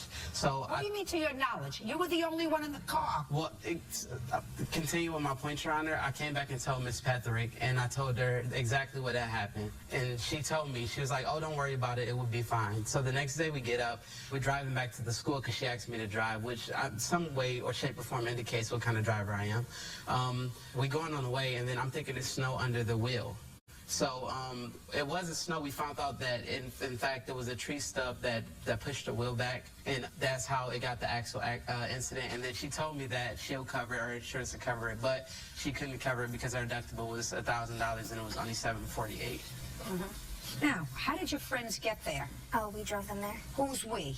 Justin and I. Who drove? Justin, because he said that he could drive his driver. No. Responsibility. Take responsibility. Judge Judy continues in a moment. Have you been cheated? Go to judgejudy.com or call 1-888-800-JUDY. You let Justin drive your car to take your friends from school to his house. Yes. And he had, I assume, driven your car before. Yes. And he had not had an accident. No. What school do you go to? Spring Arbor University. And do you get weather forecasts there? Yes. And was the weather forecast for bad weather? Yes. Then why did you leave school? The roads were not bad at the time that we left. When did they start to get bad? When we were at the house. So why didn't your friends stay over? I don't know. I don't know either. They asked Justin it. They're his friends too, so I was kind of sleeping and he said they want to go back and I said, well, you can take them back. I'm sleeping. Good. Pay for your own car. He's driving your car with your permission. He was taking your friends back to school. Friends could have stayed over in bad weather. You have to have some responsibility. He wasn't driving, according to any information that you have, he wasn't driving negligently. Yes, he was. I have a witness statement from people who actually were in the car when he did crash it. He crashed it on the way to school. I don't take statements of witnesses. Okay. I'll hear a witness if you have a witness. Were you in the car? No, I was not. Then why are you here? Because Justin told Kira that he would pay for it, and... Your Honor, that's a lie. Just a second. Just a second. Do you go to school with her? Yes. Did the other people in the car go to school? Yes. Good. Then she should have brought somebody who was in the car with him, not you. Your Honor? I don't want to hear anything else. When you loan somebody your car, especially if they're doing something for you, which is returning your schoolmates to school, you should have said, you can't take my car. The roads are bad. Right? Yes. Good. Pay for the car yourself. Goodbye. Step out. Judge Judy continues in a moment. And on the next Judge Judy, Steen Leonzel is suing former friend Joshua Cole for stealing her car and crashing it. Joshua claims Christine loaned him the vehicle to make a drug run. Order. All rise. Now, this is case number 47 on the calendar in the matter of Leonzel versus Cole. Thank you. You're welcome, Judge. Parties have been sworn in. You may be seated. Why don't you folks have a seat? Miss Leonzel, how long have you known the defendant? I've known Josh now for about 2 years. How have you known him? He is a friend, or was a friend. He's a friend of my boyfriend's. That's how I met him. And I assume that the person over here is the boyfriend. Correct. Do you live together? Yes, we do. Where?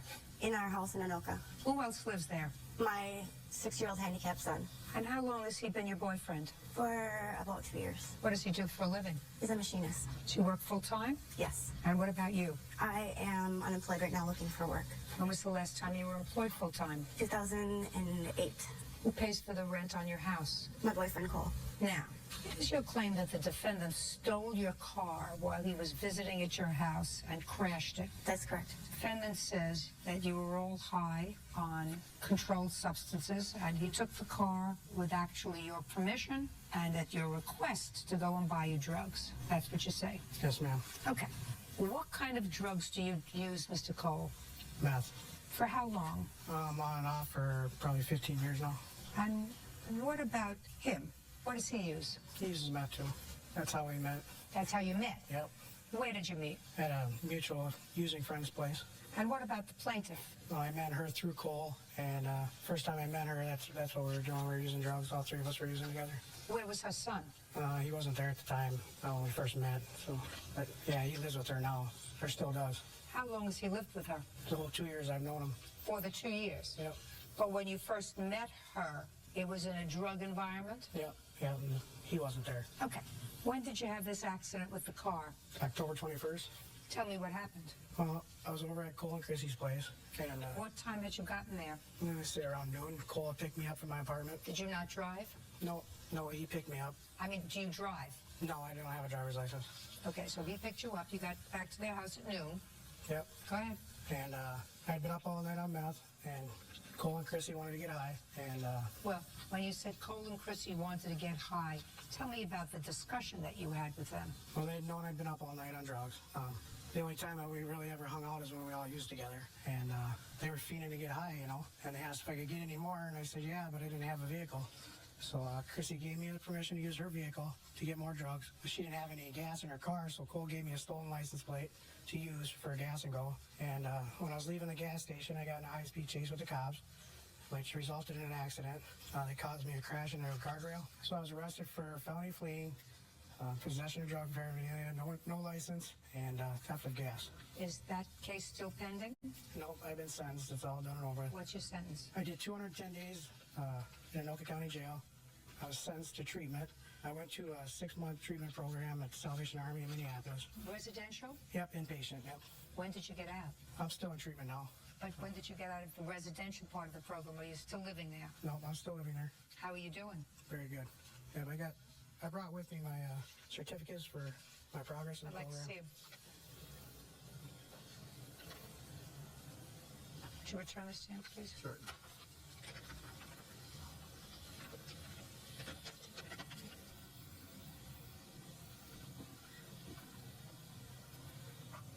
You think he's lying to me? I know he's lying to you. Go ahead. First of all, Josh, the whole reason that... No, don't speak to him. Okay, first of all, the whole reason Josh had even asked to use her car is because I had worked all day. The fact that I picked him up at noon is not true.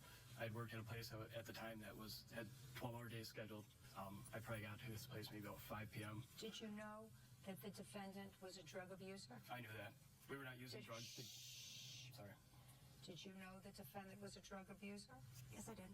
And you knew you didn't have a driver's license? Yes, ma'am. His whole story is a lie. I'm sorry. Has your son always lived with you? Don't look down there. Look at me. Has your son always lived with you? No, he has not. Where had he lived prior to coming back to live with you? His father. Until when? About 2 years ago, when I became sober. Sober from what?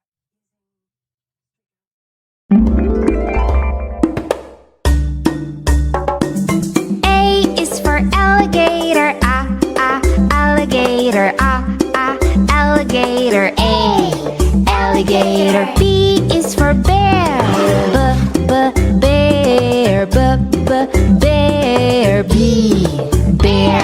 C is for cat, cat, cat, C, cat. D is for duck, duck, duck, D, duck. E is for elephant, elephant, elephant. E,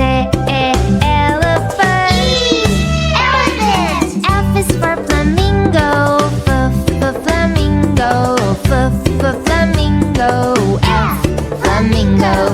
G is for goat, goat, goat, G, goat. H is for horse, horse, horse, H, horse. I is for iguana, iguana, iguana, I, iguana. J is for jellyfish, jellyfish, jellyfish. Jellyfish. K is for kangaroo, kangaroo, kangaroo, K, kangaroo. L is for lion, lion, lion, L, lion. M is for mouse, mouse, mouse, M, mouse. N is for newt, newt, N, newt. O is for ostrich, ostrich, ostrich, ostrich. P is for pig, pig, pig, P, pig. Q is for quail, quail, quail, Q, quail. R is for rhino, rhino, rhino, R, rhino. S is for snake, snake, snake.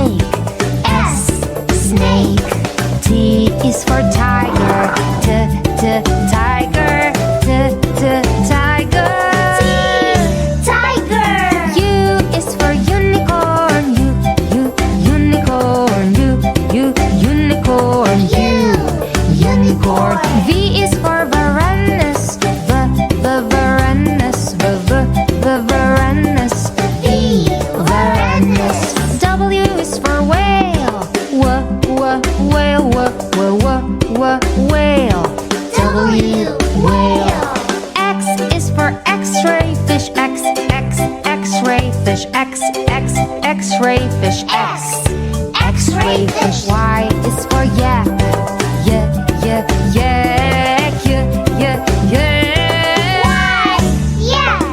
Z is for zebra. Zebra. Zebra. Zebra.